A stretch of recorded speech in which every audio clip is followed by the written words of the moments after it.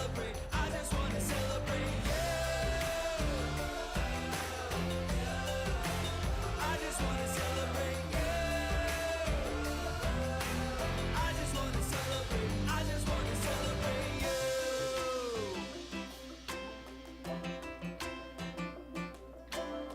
Stand up, show it off now. Give it all you can now. Give it all you got. Come on, stand up, show it off now. Give it all you can now. Give it all you got. Come on, come on. You're turning the pages and rearranging the life that you once knew. You're asking good questions and being the answers. Man, you got a heart of gold. Man, you got a heart that's true. And I just wanna celebrate you.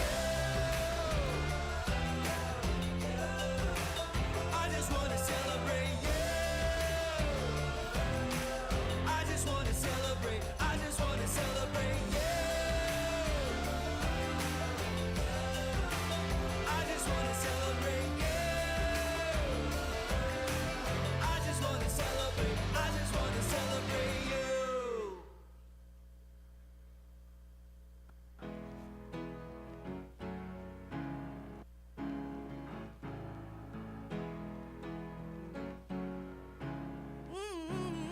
Yeah.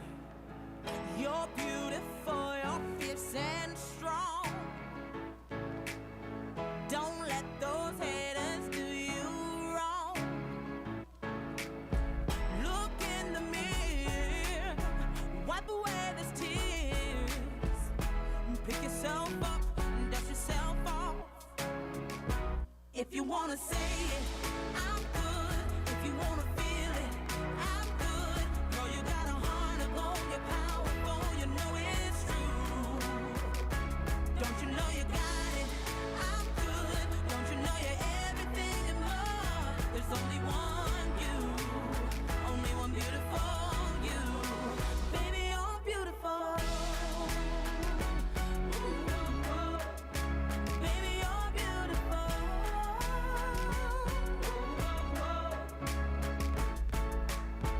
You got the fight, you got the will. You got a beauty that is real. Hold your head high, you're one of a kind. There's only one you, one beautiful you.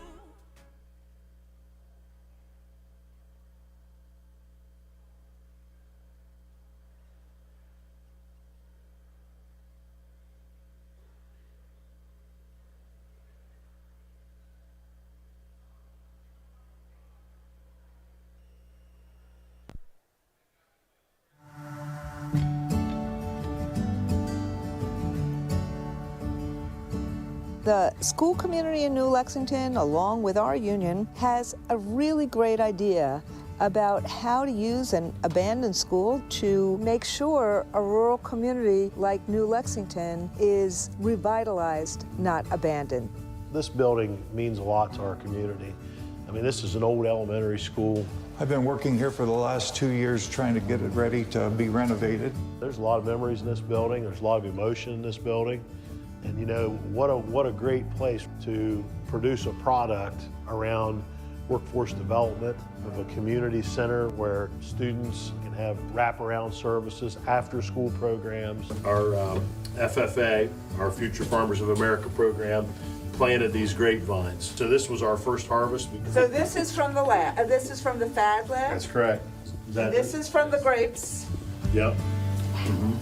We have taken the things that we do really, really well at New Lexington High School. Hey, if nobody's gonna eat first, I'm gonna. Make sure that we have pathways for kids to jump right into. One of the things we did was we focused on welding. We're bringing 3rd to 5th graders into the welding shop. We give them just some topical lessons on welding. And now you made it so you can touch it and you don't burn yourself. And then the 4th day, we turn the kids loose with a welder. The kids come in and they're this big, and I'm thinking, what are we doing? Yeah. Well, I think high school. And Wow. the kids get so excited. You see how excited they are about Yeah. it. It's Oh my God, they're this amazing. is why we're doing what we're doing. Yeah. You know, it's totally worth it. I played the wing here, then I had the weld both of these sides. Wow. We're having a lot more high school kids taking welding classes this year. I'm close to 70. We believe that if we touch workforce development with kids early and often, they will be more prepared as they grow within their school time. We are putting them into jobs that with no college debt, right out of high school, that they can make an outstanding wage. They are awesome, awesome kids. And this would not work without them. You know, early on we were talking about, you know, how can we expand our vocational agriculture program and just explode, you know, this thing for kids. So this is popcorn that's been grown right here. Wow.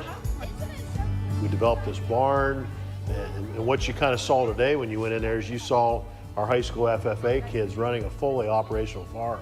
Everything from, you know, feeding the animals, taking care of the animals. Our students go and they do the soil tests. They do the yield test. The farm's a pretty special place. When we talked about workforce development, and we talked about what that looked like along the, you know, the pre-K through 12 continuum, the union was right, they were involved in that. In the middle of COVID, they were able to negotiate a contract in 3 days. From an administrative lens, you know, anytime we're making those types of decisions, I'm including my union president. It's been an amazing trip, but the through line is the tremendous dedication to this community, to its parents, to its children. I would like to be able to walk into our businesses in our community and see all of our kids that have been trained and stayed and are staying right here in New Lexington and Perry County and being our local leaders. And that's the promise and potential of public education.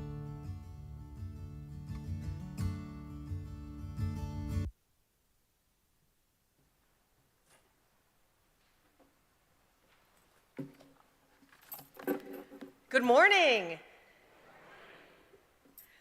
Thank you all for being here this morning.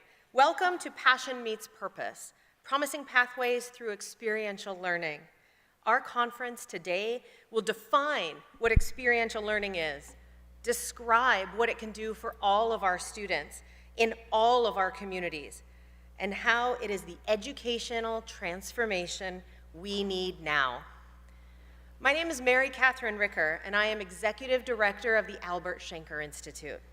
And on behalf of the Albert Schenker Institute, AFT, and the Center for American Progress, it is my honor to welcome you here this morning. We are also live streaming this event, so for everyone joining us in person and virtually, please join the conversation on your social media platform using the hashtag #RealSolutionsForKids. I would also like to welcome the journalists here today to cover Passion Meets Purpose, with a special welcome to the print journalists from Benjamin Banneker High School and the multimedia journalists from Elliott Hine Middle School.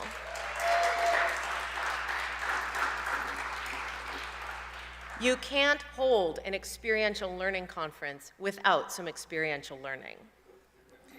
Today, we are going to hear from experts in the field from across the United States, from education and business and government, about long-standing programs and about new opportunities.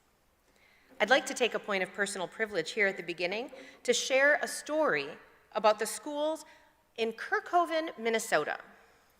Kirkhoven is a small town in Minnesota with a population of just under 800 people. When I was Commissioner of Education in Minnesota, I got to know Kirkhoven at the beginning of the pandemic, about 4 years ago this month. As Commissioner, I had asked educators across the state to be radically student-centered in their work as they moved to distance learning. Forget what you knew about your brick-and-mortar classrooms and meet the needs of students where they are now with what they are learning now. Design lessons for our students who need the most accommodations. First, our English language learners, students with special needs, students experiencing housing instability. And if you do that, you will work for every student. in an environment that caused us to rethink everything, the educators and administrators in Kirkhoven collaborated like never before. It started with the family and consumer science teacher who scrapped her original lessons, found a pattern for cloth masks online, and reorganized her supplies to deliver materials and instructions to all her students at home to make masks that would be donated to a local clinic so they could conserve their medical grade masks. The social studies teacher heard about it and was reminded of victory gardens and other World War II community efforts, so the social studies teacher scrapped their lessons and redesigned their lessons to state standards to reflect historical community endeavors during crisis. Now you get the idea where this is going. Soon other teachers were redesigning their lessons to create ambitious, interdisciplinary, school-wide experiential learning opportunities for all of their students. The band instructor heard about this and scrapped the music their students were practicing and found new music for the next concert that reflected the theme that was emerging across the district. Saints serve the effort. Needless to say, students and teachers were engaged. We have the opportunity to tap that serendipity and build the kind of sustainable and dynamic teaching and learning conditions our students deserve. While this story is about experiential learning that was brought on by crisis, the radically student-centered thinking is something that we can embrace at any time, especially now. This dynamic, unanticipated story is one to motivate us to meet the needs of our students by amplifying long-standing, proven hands-on learning and by designing new ways of teaching and learning across grade levels and subject areas. Essential learning does meet the needs of our students, and it can have an impact on our economy as well. I am pleased to welcome a video message from the Honorable Gina Raimondo, U.S. Secretary of Commerce, describing why the economy needs experiential learning.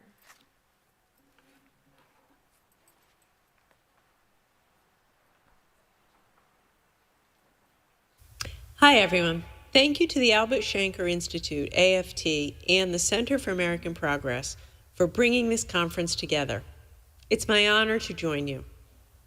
Here at the Commerce Department, we know that economic development and workforce development are linked, and that hands-on experiential learning is one of the best ways to prepare our students for the workforce. We also have an opportunity, thanks to President Biden's Investing in America agenda. The federal government is investing more than $1 trillion in infrastructure, clean energy, high-speed internet, chip manufacturing, and more. We expect these investments to create hundreds of thousands of high-quality, good-paying jobs. But we need to develop a diverse, skilled workforce. In fact, I often hear from CEOs that they don't have enough workers to fill the job openings. We need workers to be job-ready on day one. This is an urgent challenge. Estimates show we'll have a shortage of 300,000 engineers and 90,000 technical workers by the end of the decade if we don't act now. That's why I've called on semiconductor companies to work with high schools and community colleges to train 100,000 new technicians over the next decade through apprenticeships, career and technical education, and career pathway programs.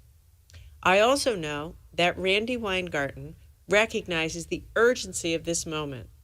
I know that because shortly after the CHIPS Act was signed into law, she came to me and told me that the AFT wanted to be involved in implementation. She detailed a plan to bring AFT members together with a microchip company in New York to develop a novel high school curriculum directly targeted to the industry. I'm so excited to see the workforce pipelines that this pilot program will help to create, and hope to see its success replicated all across the country. By building these kinds of partnerships between labor, business, the public sector, and high schools, we will equip more students with the skills they need to find the jobs that are open today. And because of your leadership, more students will have the experiential learning opportunities that they need to set them on a path to high-quality, high-paying careers. I can't thank you enough for your willingness to support students all across America, and I look forward to continuing to work with you to build sustainable workforce pipelines. I wish you a very successful conference. Thank you.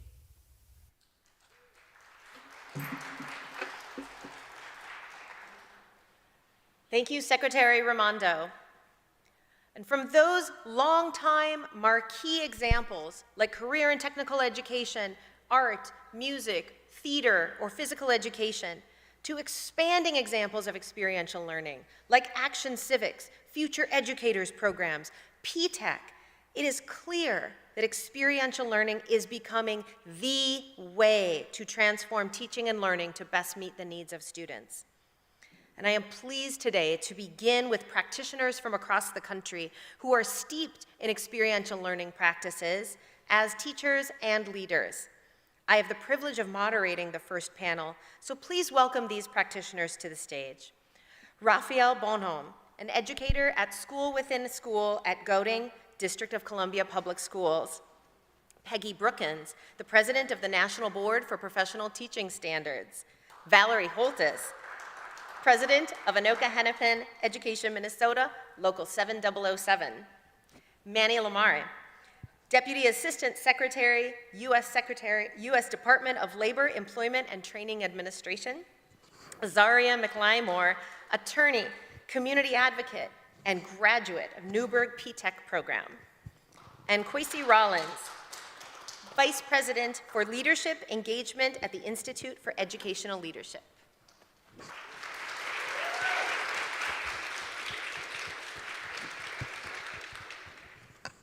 Thank you all for joining me. It's wonderful to have you here.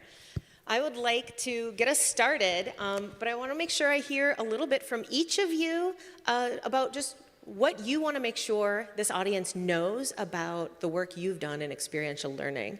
Raphael, can I start with you? Great. So you started teaching before the pandemic, and you have kept teaching through it. As a classroom teacher, I'd like to know, what is something important the pandemic revealed to us about K-12 education in America? Well, thank you for the question. Hello, everybody. It's very early, but K through 12 education after the pandemic, a lot of things have been revealed, right? I'm pretty sure in your states, in your cities, in your communities, even in your homes, you've seen a lot of change in kids. Maybe they're not brushing their teeth at the same time, or maybe they don't know how to tie their shoes the way that they used to. I say all of that because the pandemic did show that kids need to be around teachers. They need to have a hug. They need to be felt. They need to have support. And a lot of that before the pandemic existed, but the pandemic really showed how important that was. Now, ever since then, it's been hard to duplicate that for many, many issues. The pandemic has restricted a lot of places around the country about what teachers can do with kids. In addition to that, a lot of restrictions have gone up. So I would say that since the pandemic, it's been very vital for teachers to try to bring back that joy and do things with their students that have been missing. A lot of interpersonal skills like communicating, teamworking. Students have been isolated. They've been away and they've been, I guess, just given the opportunity to fend for themselves. Get on a laptop at this time. We trust you. Go onto Microsoft Teams or Zoom. Now kids are back in the classrooms and they have to be retaught how to actually collaborate with others. It's very, very important. And a lot of times, you know, teachers during the pandemic would do virtual field trips, but that's not the same thing as a real field trip. Seeing a llama on a computer is not the same thing as touching a llama or tasting pineapple. I've had students do apple tasting tests in science class, it's not the same thing as just looking and watching videos of other people eating apples. Like, my favorite apple is a Honeycrisp apple, and that's not usually what students really go for. They go for like Granny Smith and stuff like that. So, you know, all of those things are lacking since the pandemic, but it is very important to bring those things about. So a lot of experiences were missing during the pandemic, and I think it's been difficult for many teachers across the country to bring those opportunities and experiences back to K through 12 education. Thank you. Thank you. Kwesi, you are a national leader in the community schools movement, and we've talked a lot about this, and so I'd love to hear you say more about how the community schools strategy aligns with experiential learning. Thanks for that, and good morning. So for those that don't know what community schools are, it's really a strategy where schools are the hub of the community, and there are intensive partnerships that ensure before and after school extended learning, expanded learning, and really you bring all the resources, financial, partnership, love, caring, together around the school to provide the services and supports for a lot of schools around the country where kids who are not in well-to-do families or well-to-do communities aren't able to take advantage of the same kind of resources, opportunities, et cetera. So in that sense, it's much more than wraparound services. It's really an opportunity for everybody to come together and provide the kind of safety net that all kids deserve. Community schools, having said that, are the perfect kind of vehicle for experiential learning as part of curriculum and also as part of expanded learning. I think about recently, a couple of months ago in preparation for our national conference, we took a trip to Columbus, Georgia, and to a little city across a little bridge called Phoenix City, Alabama. In fact, you don't even know you're in Alabama. You kind of cross this bridge and then you're magically in Alabama. There's no sign saying welcome to Alabama, any of that. But I bring that up because the United Way of the Chattahoochee Valley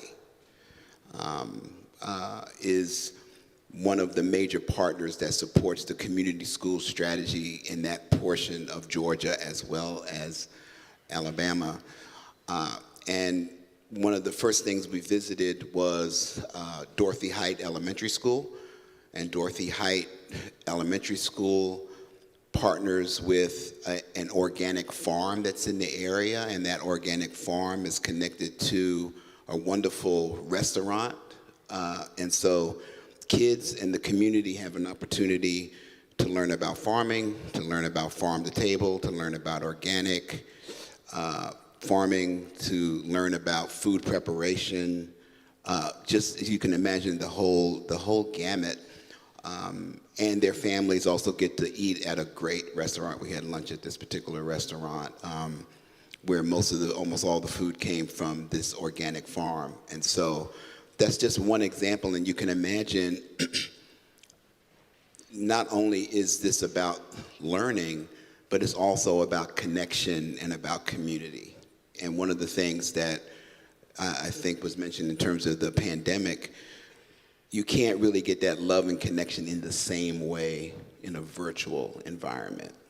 And so having that level of connection is very important. The other example in Phoenix City, just across that little bridge, they have a boxcar, drag car racing unit. This is a little tiny school in rural Alabama that has competed with electric cars. They have a team. They scored first and second in competitions around the country out of 200 schools. They learn engineering, teamwork, problem solving, the whole thing. It's all part of their curriculum. And in the first speaker talked about the dearth of engineering students, right? So they're growing little engineers in Phoenix City, Alabama, at a community school. Outstanding. Thank you so much. Val, I'd love to jump to you. You are a union leader right now, and I know you are a licensed CTE teacher as well, and you ran an experiential learning program for students. Could you tell us a little bit about the internship program you led? Sure. Our district has a couple of programs. One of them is STEP. It's called Secondary Technical Education Program. And just a little history about that. Our technical school was about to close. Minnesota Department of Education announced that they were going to close our tech school. So our community was very upset about that. So we all worked very hard and with the school district, with our community, and with our state legislature to keep this school open. And our school district decided to put in quite a bit of money to add an addition to our VOTEC school, and that's the birth of STEP. And at STEP we have high school students that attend this program, and they are some 10th graders, but mainly 11th and 12th graders, and they're able to focus on a variety of careers, such as cosmetology, what am I trying to say here? Cosmetology, thank you so much. And welding and construction and computer programming and cybersecurity. There's lots of programs there where they can actually gain certification to move right on into a career after they graduate from high school. And it's such a wonderful economic injection for these kids. Another program that we have is called Pathways, and that program is for students who are, have been diagnosed with a disability, either a learning disability or an emotional disability or behavioral disability. And I work with a lot of those students. And at Pathways, we were able to create different learning experiences for them. Because as a work-based learning teacher, what I did at my high school, I worked with these special education students to try and find them jobs, internship types of jobs. But it was really hard to have companies and other businesses in my community to take these students because they had no experience whatsoever. They had nothing to put down on the resume. So our district decided with our CTE program, our Career and Tech Ed program, to create this Pathways program, and we found an old 60s era mall that was vacant, and we transformed this mall into different work type stations. So in this mall we created a store where people donated clothes, so the students learned how to set up a store and had a cash register, and it was kind of like a Goodwill, and we would sell these things. We had an area where we would get computer components, old computers, and the students would take them apart and sort them in different recycling bins. We had a food shelf. We bought some industrial sewing machines, and students learned how to make flags. So we would buy flags that were already printed, and they would hem the flags with these sewing machines. We also bought some industrial laundry machines, you know, washers and dryers, and they would wash the uniforms of all of our high school sports teams. And that's just to name a few of the things we started at our Pathways program. So now, when I came to an employer or a business in my community with a special education student, they had something to put down on their resume. They had something to put down for experience in their application. So it was a wonderful thing, and I'd have to say I'm very proud of that program. In fact, it's been so successful that we're ditching the 1960s mall, and we've closed one of our elementary schools that had low attendance, and we're converting that elementary school into that Pathways program. So there's so many things that can be done, and you just have to think about who has the resources, who has the ideas, and who has the materials, who's got the money to do programs like this. And there's a lot of pushing a lot of stress, a lot of sleepless nights to get some of these programs up and running, but it's a very good thing. I think that my students are best when they're doing hands-on activities. In these programs like STEP and Pathways, our behavior referrals are 0. In my class where I teach living skills and how to get a job, and a big one, how to keep a job, they're not so good at sitting at a desk. That's not their thing.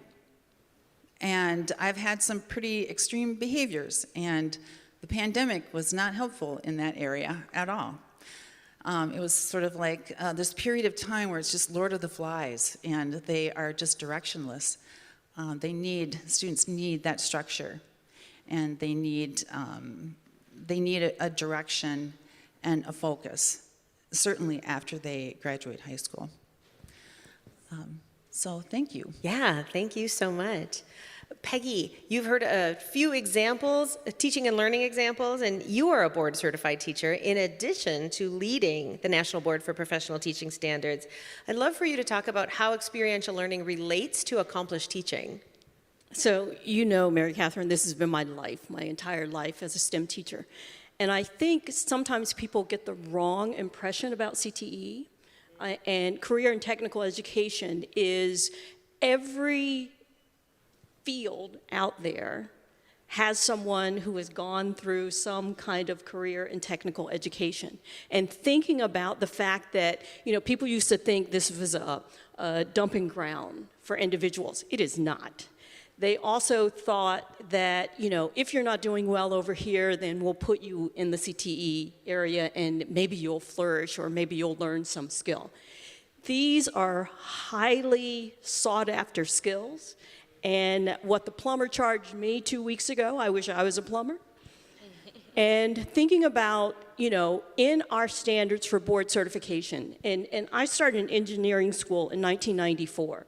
And just hearing about the soft skills, hearing about that sense of belonging, hearing about everybody has a place and can do certain jobs with the right instruction and also in the right environment. And so we brought in students who nobody thought could be engineers. And they are engineers to this day. And thinking about, we had honors classes, we had AP classes, and the experience of the curriculum that we wrote for them was experiential. Because I'm thinking about, if you go to the movies and you can come home and you can tell everybody what happened in the movie. So we did our curriculum through stories. And I created a story with the problem that had to be solved. And in solving that problem, you had to work in teams because nobody works in isolation the rest of their life. You also had to have materials. You had to have a budget. You had to do research. You had to understand the mathematics. You had to understand the physics. You have to understand the social ethics behind what you're creating or doing. And these are all, skills that students get in CTE. The CTE standard for the National Board is incredibly rigorous because those jobs lives depend on those jobs. And so when we think about the experiences that we can provide for students every single day, and I'll give you one example. We had business partners of Duke Energy and Lockheed Martin. You can make mistakes there. And one of the things that we did before we even created the academy was talk to the Economic Development Council to see 50 years out, where are we going? Who do you need? What skills do they have to have in order to seek the jobs that will be there for the future? Because we're not training them for now. We're training them well into the future. And for them to be learners, to be able to change careers, and to be able to work together in ways and learn things quickly and under pressure.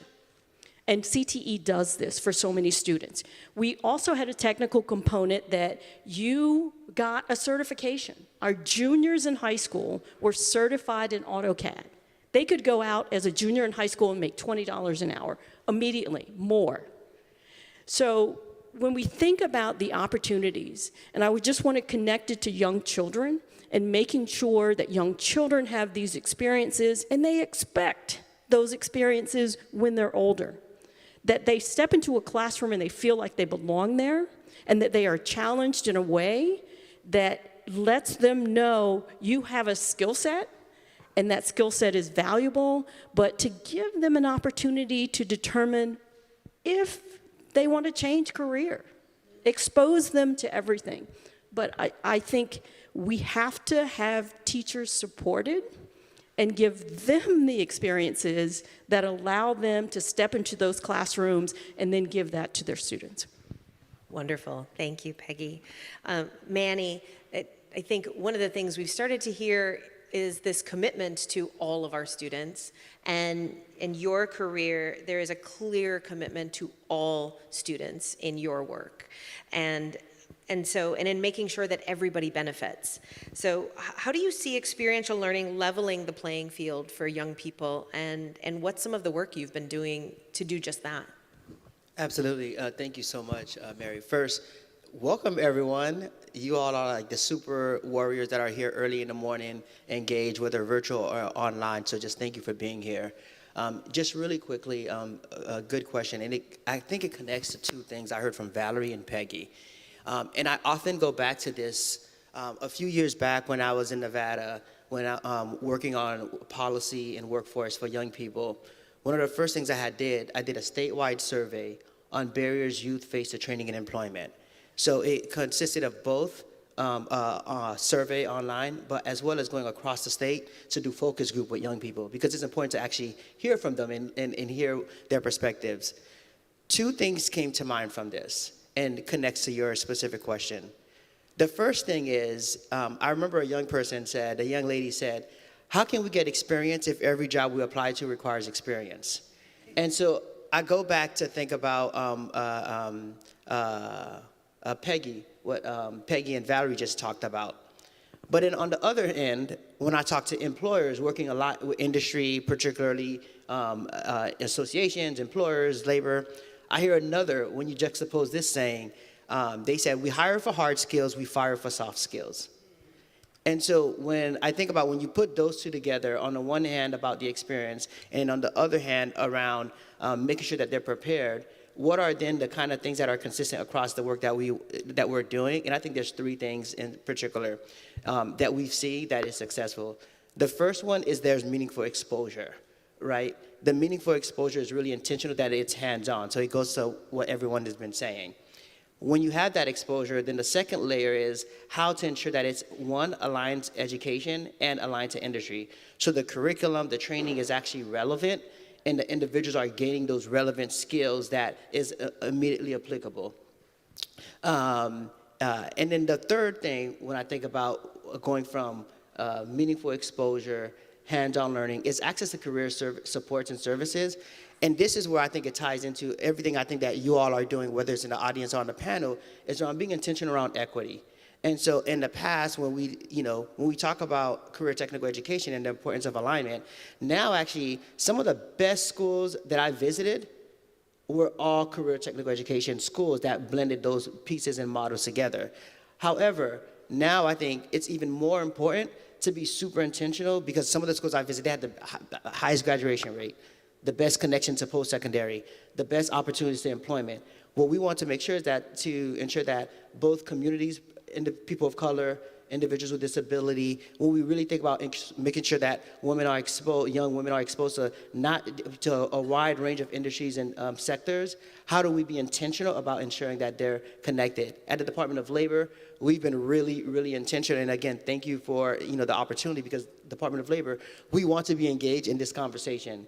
We have a youth employment work strategy that really in the past 20 years haven't really, we've been thinking about and really laying out this strategy around, one, ensuring there's a no wrong door approach to young people, but then two, when we talk about the work experience, it has to be a hands-on learning, but it has to be paid. We particularly, obviously depending on the age range, but we do think that's also a component of equity as well when we talk about work experience.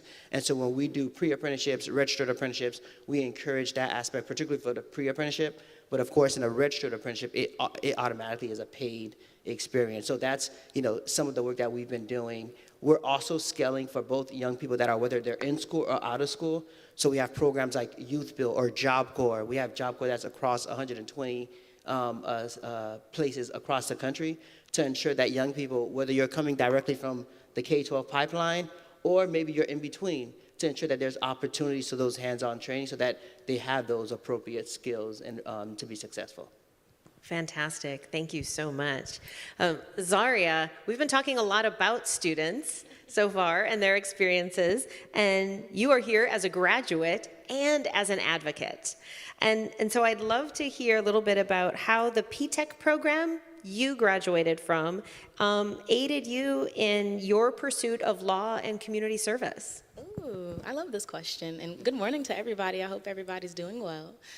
So when it comes to the P-TECH program, literally since day one, we were learning things like community building and group work. I remember absolutely connecting with the students that I was introduced to, because it was everybody's first time, but at the same time, that was able to start building our skills when it comes to networking.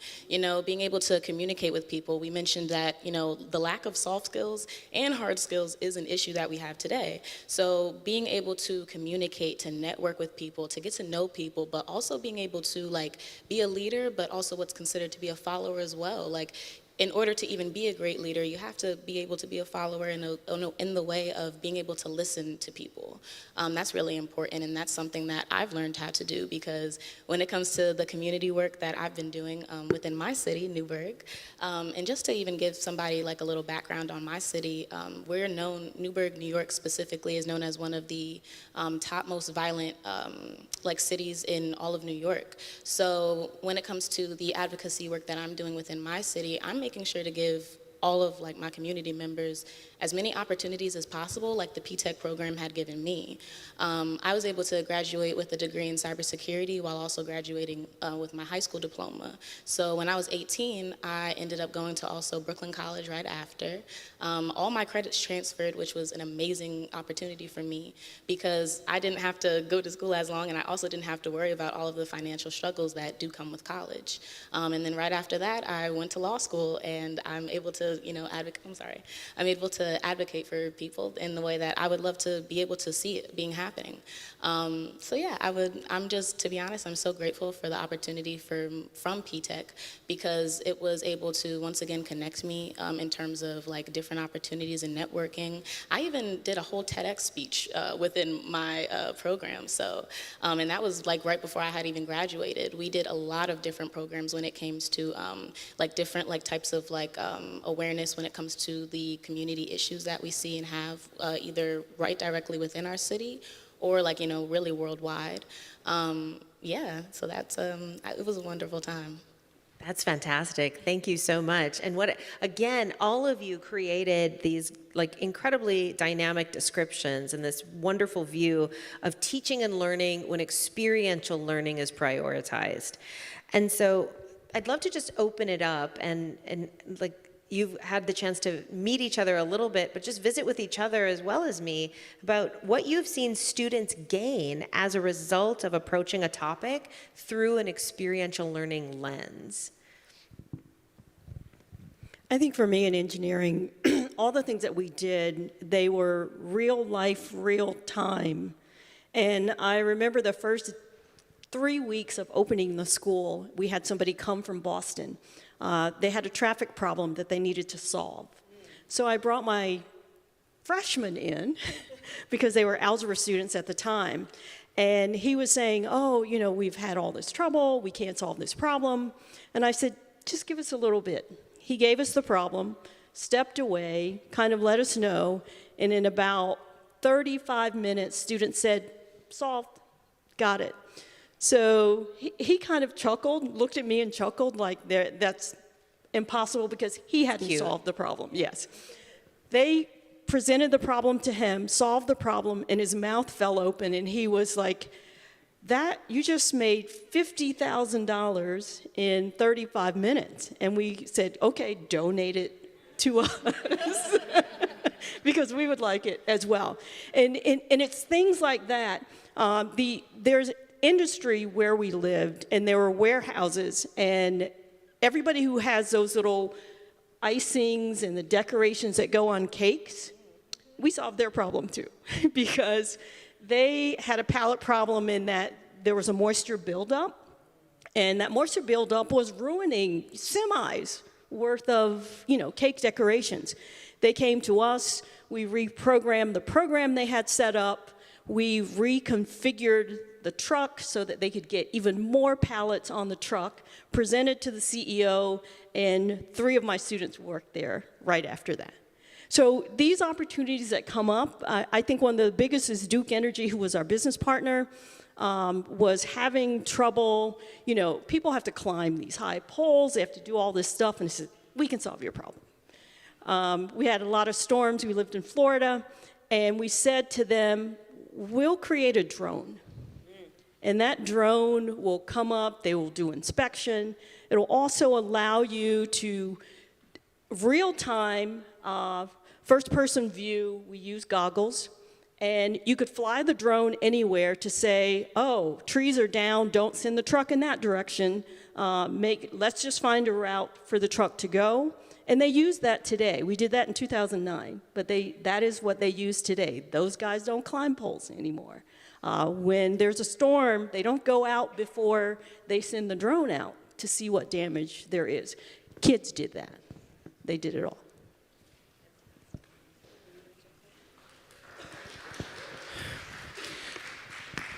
So, before I give you some fluffy answers, but let me give you some more details and some things that I've done in my classroom. I'm not really sure who's in the room. I don't know everybody's name, and maybe some of you forget my name. However, I hope you remember some of the things that I share.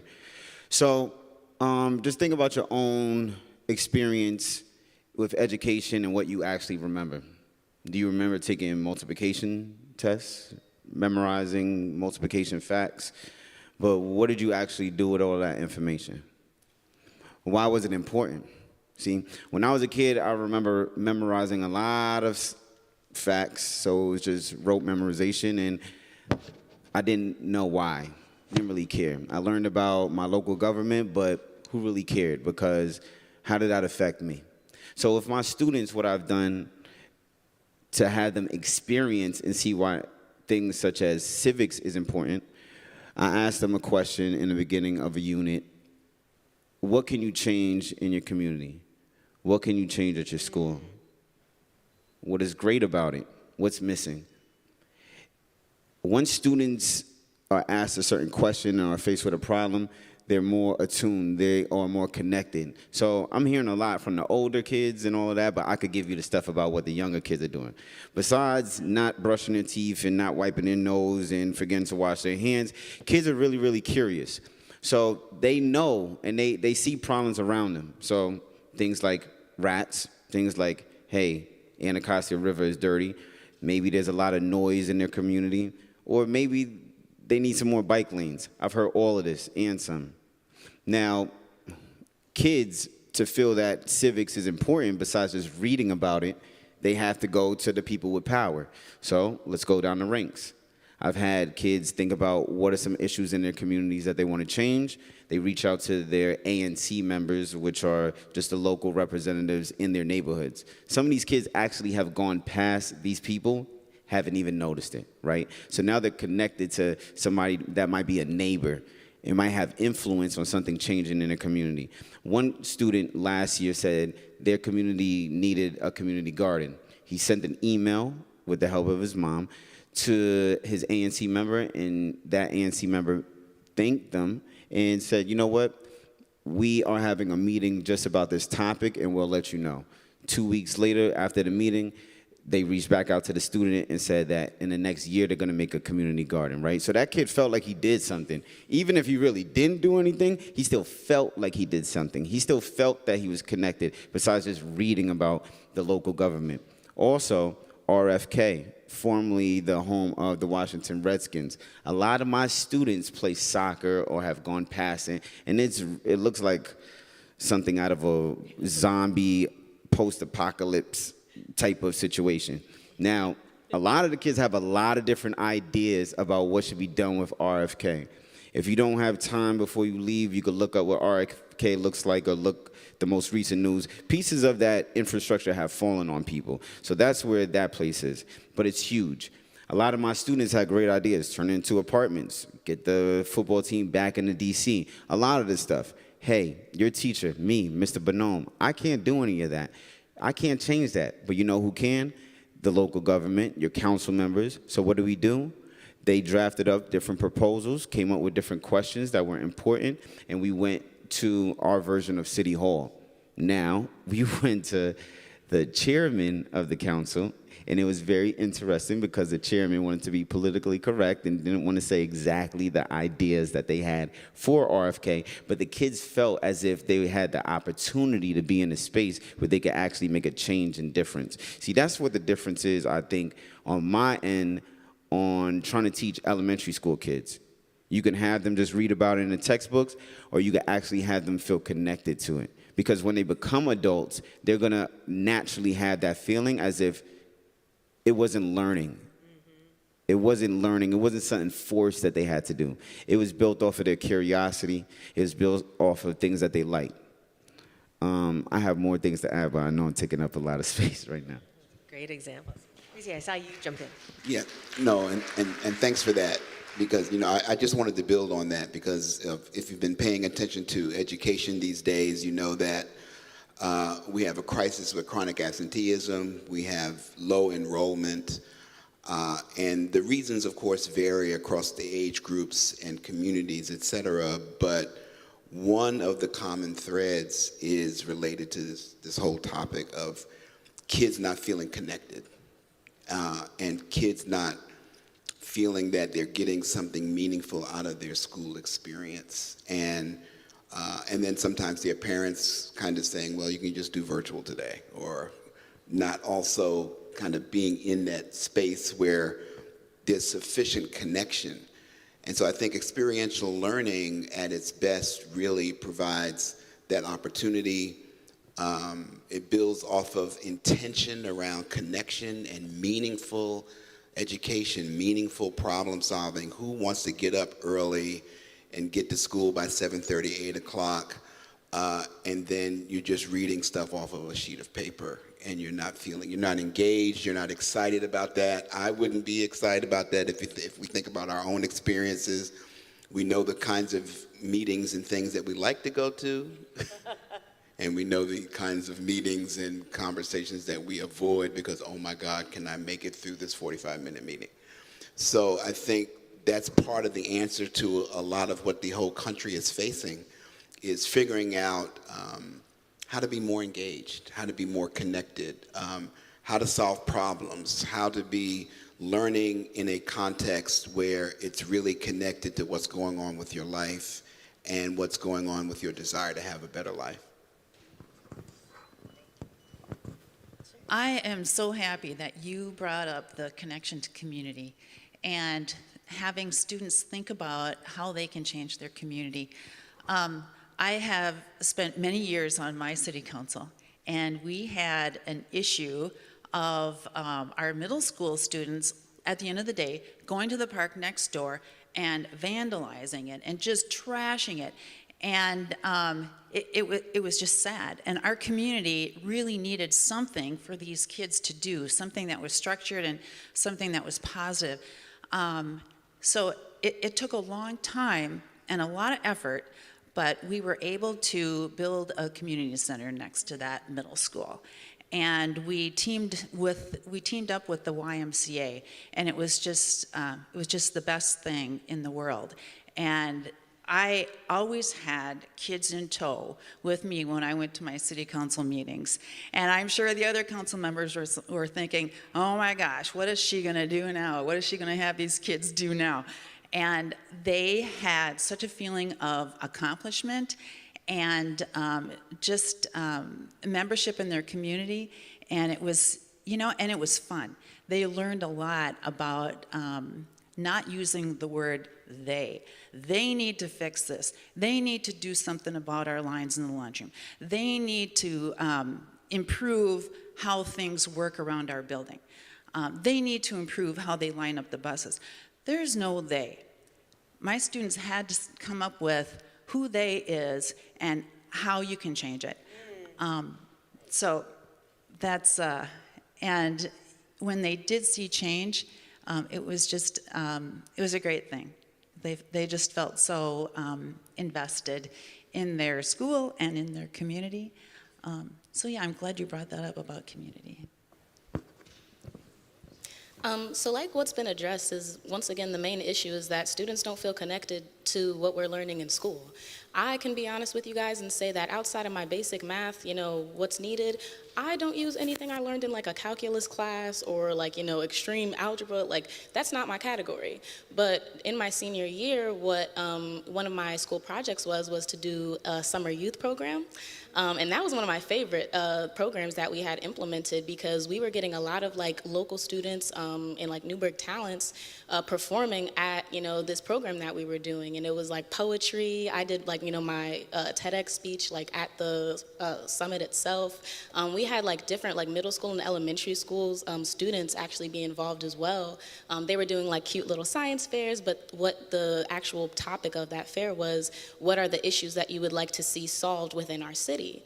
And then not only did we, open up the floor to a lot of Newburgh talents, but we even like went to council meetings and advocated for the fact that we needed this program, but not just the program, but the solutions that the students were going to offer at the program.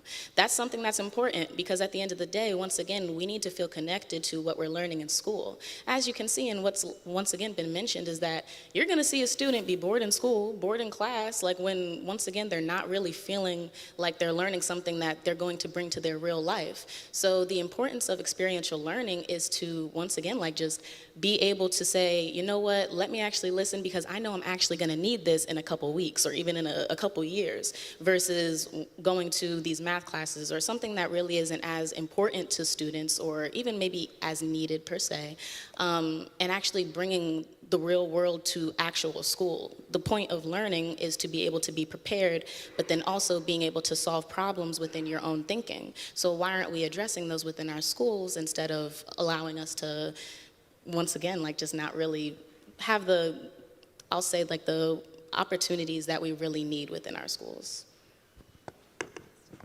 Thank you. And all of you are bringing up these really vibrant examples, and it reminds me of when I was teaching. I had fall conferences with my my students and their families, and they weren't that well attended. And they also, for anyone who's been a parent or an educator, those traditional cattle call conferences are fairly miserable for everyone. And so I spent some time over the winter determining like, well, why, like what were some of the barriers to conferences? And in the spring, I actually asked my principal for permission to set up, instead of doing traditional parent-teacher conferences, I worked with a local bookstore to set up poetry readings for all of my classes. And each class was assigned a night instead. And if you couldn't make that night, if your family couldn't make that night, you could certainly come to another class's night. And you could stay for the whole thing and hear everyone's reading, or you could just come for you and your students' reading and leave. And they were brilliantly attended. Students cheering for each other after they finished reading, and some students had prose to read instead of poetry. Those accommodations were fantastic. It was just a different assignment, and their families got to see their work and not just hear about their work. And it really changed the trajectory of how I thought of experiential learning for students and for their families. I had to break down some barriers to do that, and I am hearing these great examples, and I'm thinking behind all of those great examples was probably a barrier you needed to break down, or maybe a myth you needed to bust about the work you wanted to do with your students, or the work you wanted to do as a student. And so I'm wondering if any of you, with our last few minutes here, have some advice for breaking down barriers that are preventing more experiential learning, or what are some pathways that really helped you grow your programs? I can speak to that. In our STEP program, we have several teachers who come from the careers, from their own careers. For example, we have auto mechanics that are teaching auto mechanics. We have nurses that are teaching certification to be a nurse's assistant. Now, these individuals could be making a lot more money in their field. So that's a barrier that we face all of the time, is to make sure that those openings are filled for those teachers. And what kind of professional development do those teachers need? It's a hard thing to figure out how to provide them relevant and meaningful professional development for those teachers. So what we do is we have an advisory committee, and we meet 2 times a year. And in that committee, we include individuals from all of the industries that we work with, and some of those teachers get some more advice and some direction of where this career path is going. You know, what technical changes, you know, do we see in the future? So we know that we're not going off in the wrong direction, and you know, keeping with the modern changes that each of these career fields are seeing. So just the advisory committee 2 times a year helps us a little bit with that. Smart. I think for me, what we did was provide that professional development that was necessary for teachers to step into the classroom without fear, and to be able to not be the sage on the stage all the time, to lean out and let students do what they needed to do. So I paid for national board certification for every teacher who wanted to go through the process. And in those standards is experiential learning. So when I think about the conversation or the question around what are some kind of challenges or pieces, 3 things come to mind. Funding, perceptions is the second one. Funding, perceptions, as well as, another example could be liability. I'll talk just really quickly in like 45 seconds about all 3 of those. The first one is on funding that we often hear as a barrier. And so for that, one of the things I often mention is that the importance and the power of partnerships. And so this is why, again, just being pleased to be engaged through the Department of Labor, because I think oftentimes there's an area that solves one part of the problem, but another area is wrestling with a different part of the problem. So this is why we have currently, for example, right now, we actually have $95 million out for our Apprenticeship Building America funding, where you could, there's different categories where education aligned pre-apprenticeships, apprenticeship hubs, and as well as pre-apprenticeship programs where K-12 partners are all eligible entities to really partner and leverage those funding. And so I say that to say, though, that think around and outside of just your traditional partners to really kind of dive into the different opportunities. 2, liability is something I've often heard about. And again, for that, I've seen different ways, and there's different ways to leverage and address that, whether sometimes it's the school districts may have insurance, but also depending on the program that you're doing, we've seen intermediaries. So we invest in intermediaries and organizations that really takes on the students, and so that to minimize the employer's concern.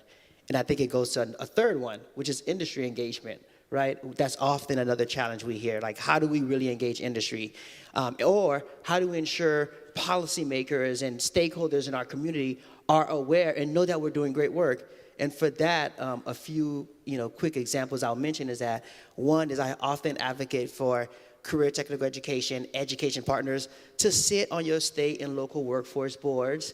And really, so the state and local workforce board, they're made up of at least 50% industry partners, and to start building that advocacy and really articulate to those stakeholders, hey, we're doing a great program. Hey, here's where you could lay out your vision for your state. When your state have to articulate their vision for workforce development, making sure that they're actually connected and partners. And oftentimes, we're often trying to seek that partnership. So one example that I've also mentioned is that, and I've said before too, is that one of the things I've done is actually brought our career technical education director and we put her on our apprenticeship committee back on the state level, so that now everyone's being educated and aware. So it's not just, apprenticeship is not just one industry sector. There's a whole host of industry sectors, whether we're talking about cybersecurity, teaching, and it runs the gamut. And then the final thing I'll just close on is just like the importance of partnerships. The partnership is really, really, really critical, because it sounds almost cliche to say that we can't do alone, but I'll give you some concrete examples of how the partnerships can be leveraged. In addition to the funding, it helps us communicate better and reach the right audience. So I've been pleased to work with our Assistant Secretary of Career Technical Education at Department of Education to help us really understand at the labor side, how do we engage and communicate with the education audience? So one example I often say is that I might say RTI, and you might be like, that sounds way more fancier than it really needs to be. It's just classroom instruction. But in the workforce apprenticeship world, we say related technical instruction, but all that is classroom instruction.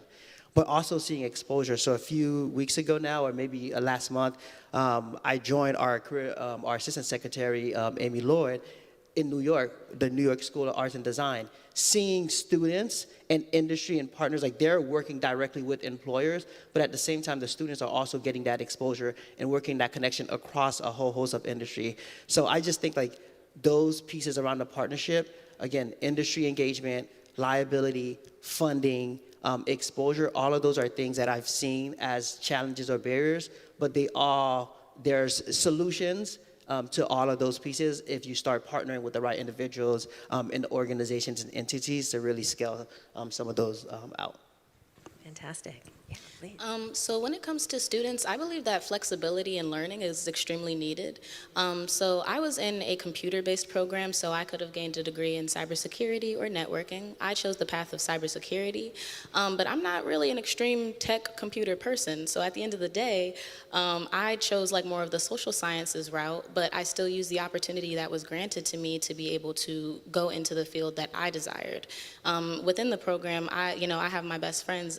They use their cybersecurity degrees to do like biomedical engineering at Georgia Tech. I have another friend who's coding at IBM, but I decided to use my degree and go more law focused. So it's really just about granting students the opportunity, but then being able to, once again, allow them to kind of learn in the ways that they need.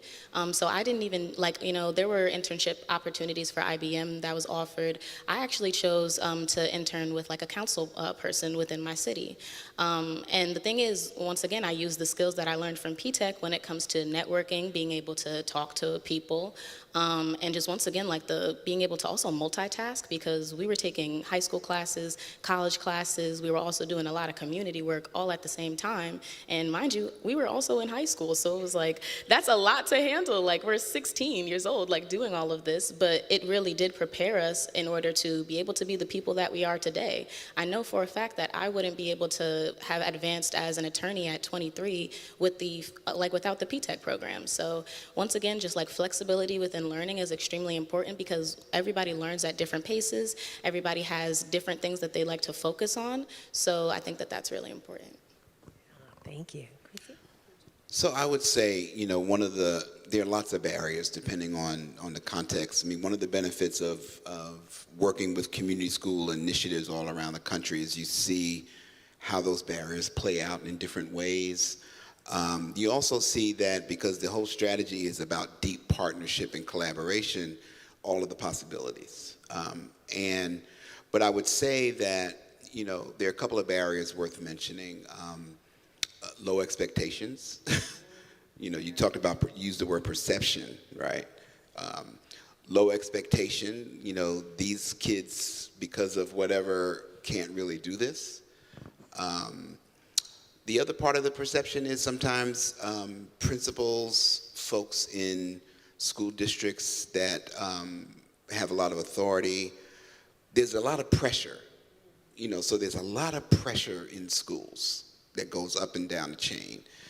There's a lot of urgency and a need to solve complex problems, like low enrollment is a complex problem. Chronic absenteeism is a complex problem. And if you are a gatekeeper, a person that makes key decisions, if you don't perceive experiential learning or some aspects of that as adding value your ability to solve that problem or to raise test scores or whatever, you're going to be less inclined to do that. So I think one of the strategies is really to understand in a deep way, what's the root cause of the challenge, what's the root cause of the negative perception, and to really make the case. So we see this in family engagement all the time. Most folks think that it's a great idea to engage families, but when it comes down to time to actually do it, they're not so sure, they don't know how to do it, they don't attach money to it, they don't understand the value. Well, you're not going to solve the enrollment problem without better engaging kids and families. You're just not. So that's part of the solution across the board. And being able to make that case to people who are skeptical is a good strategy. And so their skepticism goes hand in hand with high pressure because you can't solve complex problems overnight. But you do have to be open-minded enough to try some other kind of solutions. Yeah, thank you all. I think, oh yeah, please jump in. So I've been pondering here for a little bit. Every morning I wake up at 5 a.m. to walk my toy poodle. So Mary Catherine, forgive me, because I already told her, I texted her very early and I had to apologize. But that's when my brain and my day starts, all right? So we have some middle school kids in here. I'm going to ask them a question in just a moment. But I need all of your help with something. I just came up with, hopefully something that you could walk away with. It's threes, training, time, and I had assessments, but training, time, and tests. So I'm trying to go with either the 3 T's, T to the power of 3, since I'm a math teacher, or the triple T. I haven't figured out which one yet is going to catch on. You could all help me out. But I'll break each one of those down. Training. I've been doing a lot of work with the AFT for the last 2 or 3 years, especially post the pandemic, in terms of putting together professional development for teachers who are AFT members around civics education. Me, specifically, I've been focusing on experiential learning, role plays, and simulations. The example that I gave was an example of a simulation. I forgot to say that even though that unit is done, the students have created a student council, and they're meeting weekly. Some students are bribing other students, bringing gummy bears. I don't want to talk about that right now, but they're learning real politics at an early age. All right? Now, the training. Teachers need more training. As I said, the AFT has created a professional development to provide training in terms of civics education and experiential learning. There are other resources as well. However, teachers do need additional support with that. So we can't just expect teachers to just bring this to the classroom without having multiple exposure to the training so they feel comfortable and it's not something else that's on their plate. So time. Teachers need time to learn this. It's not going to happen overnight. Give teachers some time. There's a lot of initiatives in education that if they don't see positive results in 2 to 3 years, then school districts, they'll flip to something else. It might be something to do with contracts and money, but I don't get paid enough to talk about that. What I need to tell you all is that teachers don't have a lot of time to let things marinate, like kombucha or like beer or like sake or wine, whatever you drink, it takes time to ferment and to become something good, right? So just remember that when you go home tonight or late on Friday night, it takes some time to become great. Now, also another thing with time is that we're not given enough time in the classroom to actually do these things, especially since I'm getting to this third one, tests. Now, middle school students, do you feel like you take a lot of tests in school? There you go. I don't have to say any more, but I will. Because there has been an over-the-top focus on standardized tests. Now, if we're talking about experiential learning, I have a plan. I have a solution. I've been thinking about this for a while. Students can be doing experiential learning activities, units from pre-K up until K through 12, and you talked about this earlier, of having things to provide when they are in 12th grade, when they go to college, or when they go to some type of training force or any other type of after high school experience that they want to get into. They can have a portfolio that is enough evidence of all the work that they've done throughout their K through 12 education. We live in 2024 where ChatGPT is very useful. So all of that stuff could live digitally, where kids are showing their products, their presentations throughout their whole academic career to provide something that will also be with the SATs, that will also be with their GPA. Because mind you, I'm up here talking on the stage and I fell asleep during my SAT 3 times. So my GPA in high school would not have predicted that I would be in a position that I'm at right now. So if there were portfolios and things that existed that I could bring that, people would have believed in me much more back then. So I believe in a lot of my students, and then in addition to tests, state assessments and all of that, there's too much emphasis on that. And like I said, that's another question, that's another topic, but I'm pretty sure that there are multiple ways of assessing students' intelligences. Howard Gardner said it back in the 80s. A lot of us are familiar with that, so I'm at awe that we don't have that down together. So those 3 T's, whatever you like, training, time, and test, please keep those in mind. And I think those are some of the things that can actually change whatever is stopping teachers from implementing this stuff. Thank you so much. Thank you. This has just been an incredibly invigorating conversation. And thank you all. Right now, across the country, unless they're on spring break, there are millions of students and educators and community organizations working right now to strengthen teaching and learning conditions. And thank you so much for giving the audience here and virtually a glimpse of everything that goes into that, and quite frankly, everything that comes out of that for educators and for our students, from our earliest learners through those students who get to graduate to whatever comes next for their future. I want to thank you. Please thank this panel for me. Thank you for sharing your expertise. Thank you all.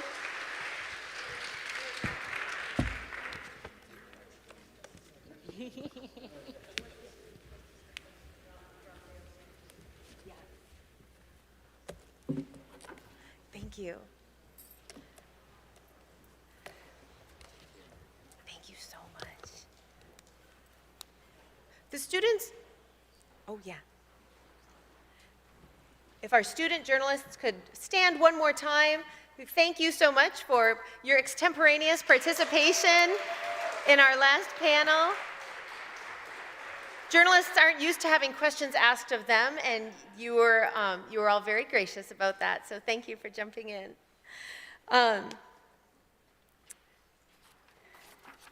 Now that we are grounded in what experiential learning can look like for our students when government leaders, community organizations, and educators come together, we have the opportunity to hear from the Honorable Julie Su, Acting U.S. Secretary of Labor, with a video message on transforming the connection between education and work. Let me say a big thanks to the Albert Shanker Institute, AFT, and CAP for bringing this group together. I want to give a special shout out to my friend and someone I greatly admire, AFT President Randi Weingarten. Randi has been a champion of experiential learning for some time, something I have long believed in because I have seen it work. And we are lucky to have her leadership at the intersection of education and labor, especially right now. Under the Biden-Harris administration, we haven't just seized the moment to make meaningful progress. Right now, we have a real opportunity to make it last. President Biden promised to be the most pro-worker, pro-union president in history, and we are delivering on that promise. And since President Biden took office, nearly 15 million jobs have been created across the country. Sometimes people ask me, are we gonna have workers for all the jobs that we're creating? And the answer is yes, if we make sure every community has access to these jobs. To meet this moment, we have to double down on experiential learning. Learning by doing, hands-on experience, exposure to the actual skills needed for in-demand jobs, good union jobs, and also learning that values the lived experiences of communities that have been left out of opportunity for too long. You know, just a few weeks ago, I visited a pre-apprenticeship program in Oregon. The apprentices said that they had heard of 3D printers, but they didn't really believe they existed until they started to use them in that program. Now, that's great, but in some communities, kids are using 3D printers by 3rd and 4th grade. To meet this moment, we have to address inequity head on. At a time when our economy is growing, and as we create millions of new jobs in communities across the country, we cannot leave the diverse talents of diverse young people untapped. Building an inclusive economy is not just the right thing to do, it's the smart thing to do. So that means expanding and diversifying apprenticeships, not only in the trades, but in technology, manufacturing, engineering, healthcare, teaching, technology, and more. And bringing those opportunities to high schools. That's what our career and technical education programs should do. Open up new career pathways to millions of high school students across the country. And we've been working with the Department of Education to make it seamless for full-time high school and community college students to enroll in a registered apprenticeship before they graduate. We're also doing that through our Apprenticeship Building America grant. As part of that $95 million investment, we've created a category of grants specifically to link high schools and colleges to apprenticeships across industries and careers. We know this works. As President Weingarten likes to say, students have to see it and touch it so that they can be it. So again, let me thank you all for your commitment to this purpose and your passion for helping young people prepare for the future. We will all benefit from the ideas, work, and commitment that come out of this conference. And I'm so glad to have you all as partners in this work. Such an incredible message from an inspirational leader. Acting Secretary Sue, like Secretary Raimondo before her, has set the stage for exploring national leadership that exists to support and expand experiential learning. And our next panel will talk about that national dashboard. I'd like to welcome our moderator for this discussion, Stanley Littau, professor at Columbia University, trustee at SUNY, the former Vice President of Corporate Citizenship and Corporate Affairs at IBM, former Deputy Schools Chancellor in New York City Public Schools, an esteemed member of the Albert Shanker Board of Directors. And our esteemed panelists, Brendan Danaher, Deputy Director for Labor at the National Economics Council,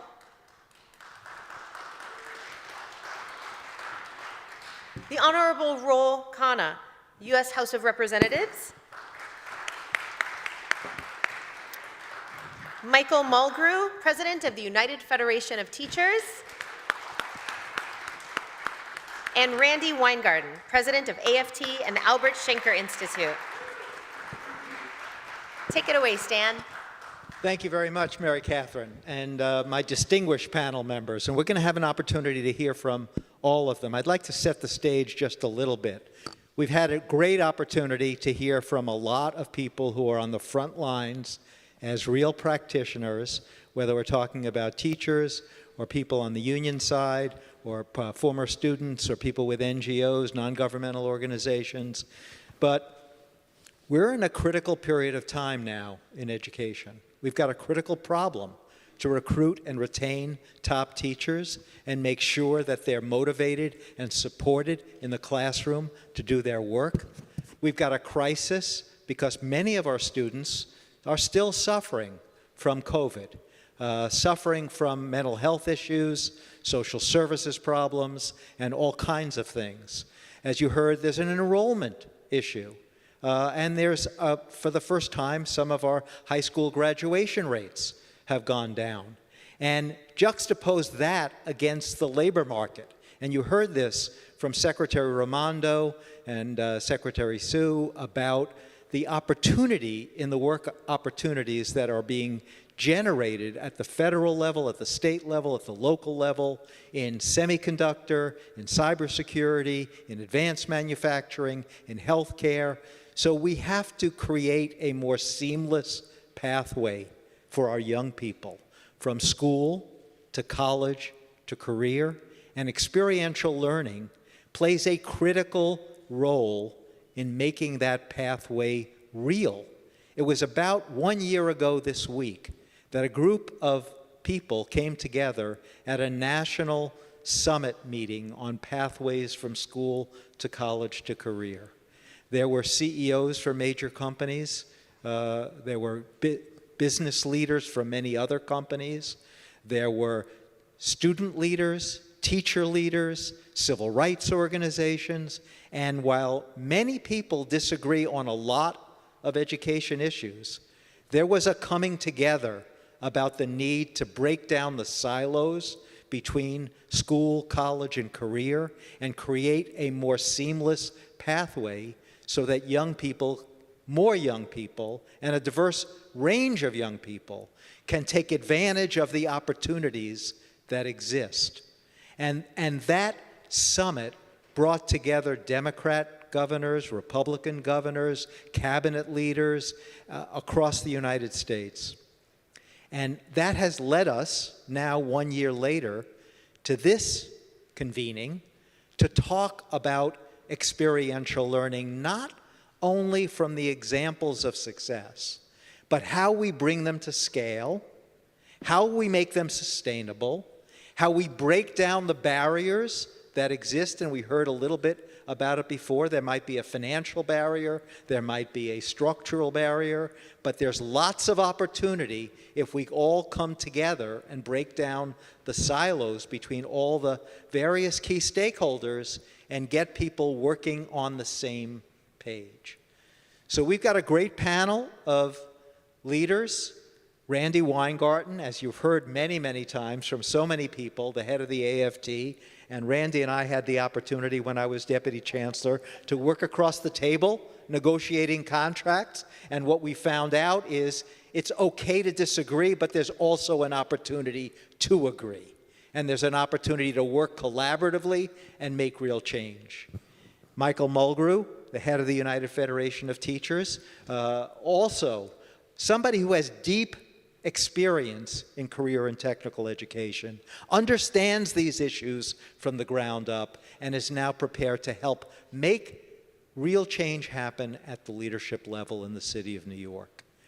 Khanna, a great leader in Congress, somebody who has demonstrated that you can actually get things done, reach across the aisle, and create real progress on some of the issues that we're talking about today.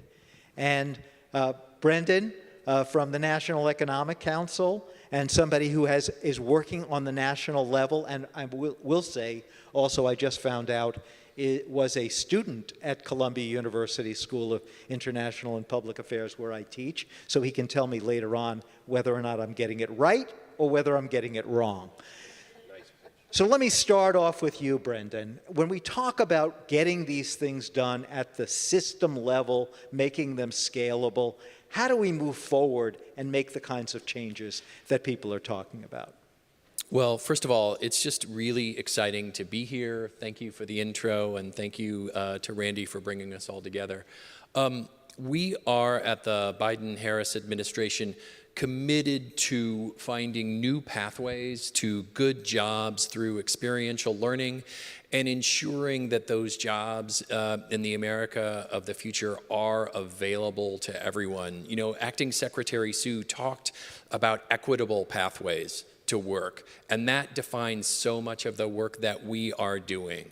And, you know, in a time and in an economy where the demands for jobs are such, where unemployment is such that we can't just go to the well in the same way and look at the same workers to try and recruit, What this administration is doing is ensuring that we are fighting to create new pathways and really ensure that the legacy that we leave behind is a workforce of the future that is far more diverse in every way possible.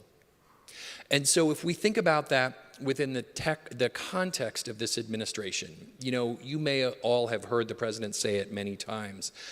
He is focused on building the economy from the middle out and the bottom up.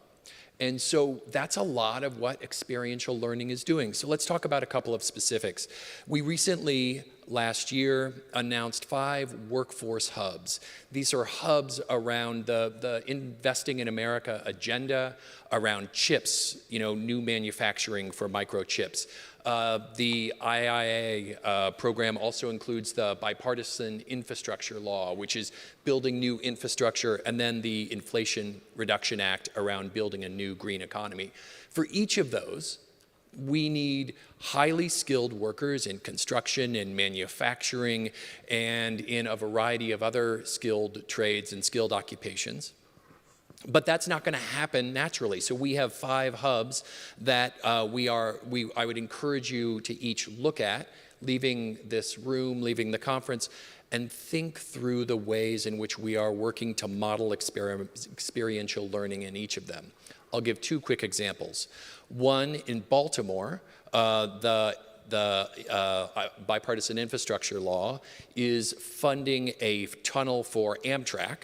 And so what we've done there is work with state and local partners, local philanthropies, and local schools in Baltimore to ensure that the jobs that are created out of that project include a partnership between the building trades unions and the city schools to create highly skilled and well-paid, safe jobs for building trades in the future. In Phoenix, we are looking to build the microchip industry.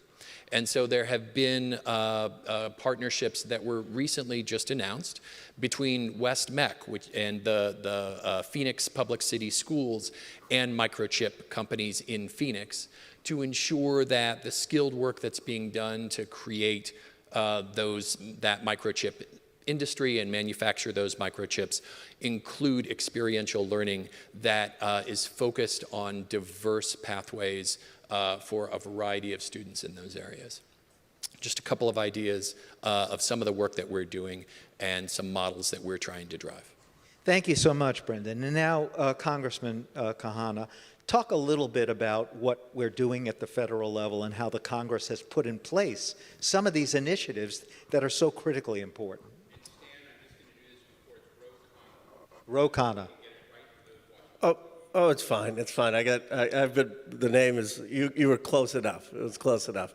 And I appreciate it very much, Stan. And I appreciate, Randy, your convening us. And look, I agree that President Biden has sort of reversed 40 years of the hollowing out of jobs, manufacturing in this country. And I'll just start very briefly with an anecdote.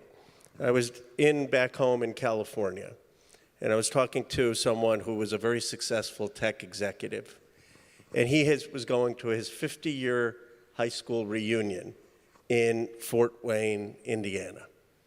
And he went to his 50th high school reunion, and there he met all of his high school former classmates.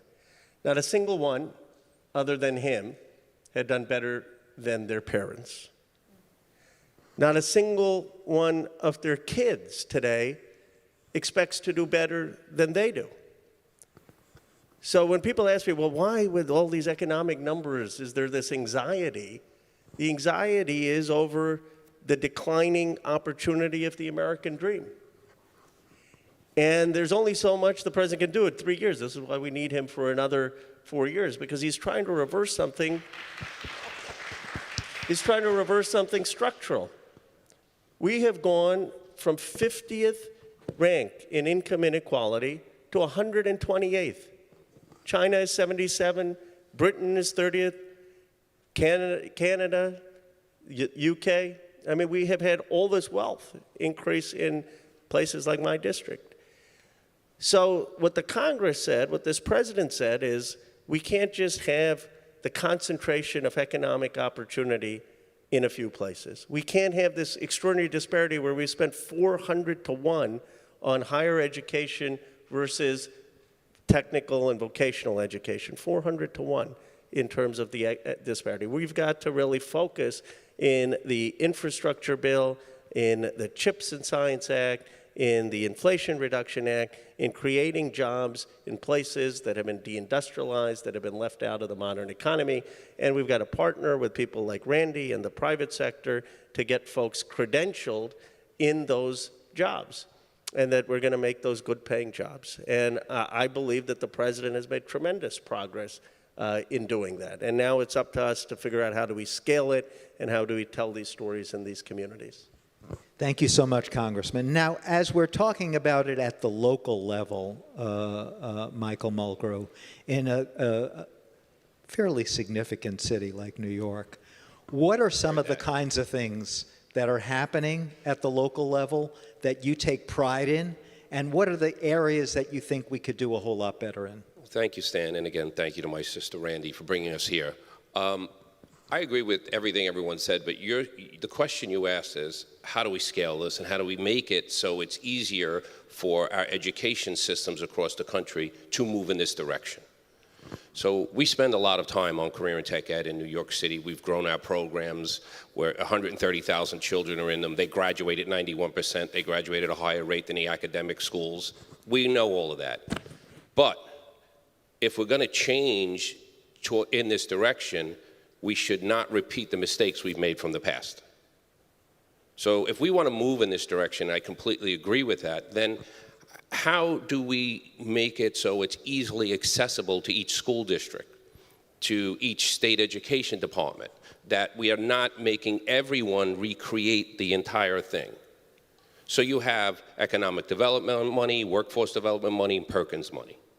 Right? Those are the three main drivers. So I'll just give an example. We've been doing a lot of work on chip manufacturing. And when we first started to go into this, we went to the schools who were preparing in Syracuse, New York, and they were basically replicating the college programs for the high-end engineering jobs. And everyone thought that's what we needed to do for chips manufacturing, the high-end engineering jobs. So we convened a group of teachers, CTE teachers, and we had them meet with HR directors from chip companies. And they came back and they said, we're way off the mark. 95% of the jobs in this industry are not high-end engineering jobs, yet that's the only thing people are preparing for. So what are we going to do to prepare all of our students? Because we take that sacredly, like we're preparing you for something that's real, because students want relevance. So we said, let's just do it on our own. They continued to work with the HR directors. They found all of the different jobs, and they started breaking down what is called a framework. The teachers developed it themselves. They developed a framework working with people from the chip industry. Everyone in the end, it took about 6 months, put a stamp of approval on it, and we handed it to our state education department. We said, any school district that wants to start needs to use this. We don't want them to have to do the same work. So are we going to use basically an open source system, or are we going to say we're going to use our money and that I'm all for companies making money, but are we going to, the education companies, are they going to start pre-packaging the stuff that we're developing and then making each school district and school pay for it? So this is a real conversation we have to have at the policy level.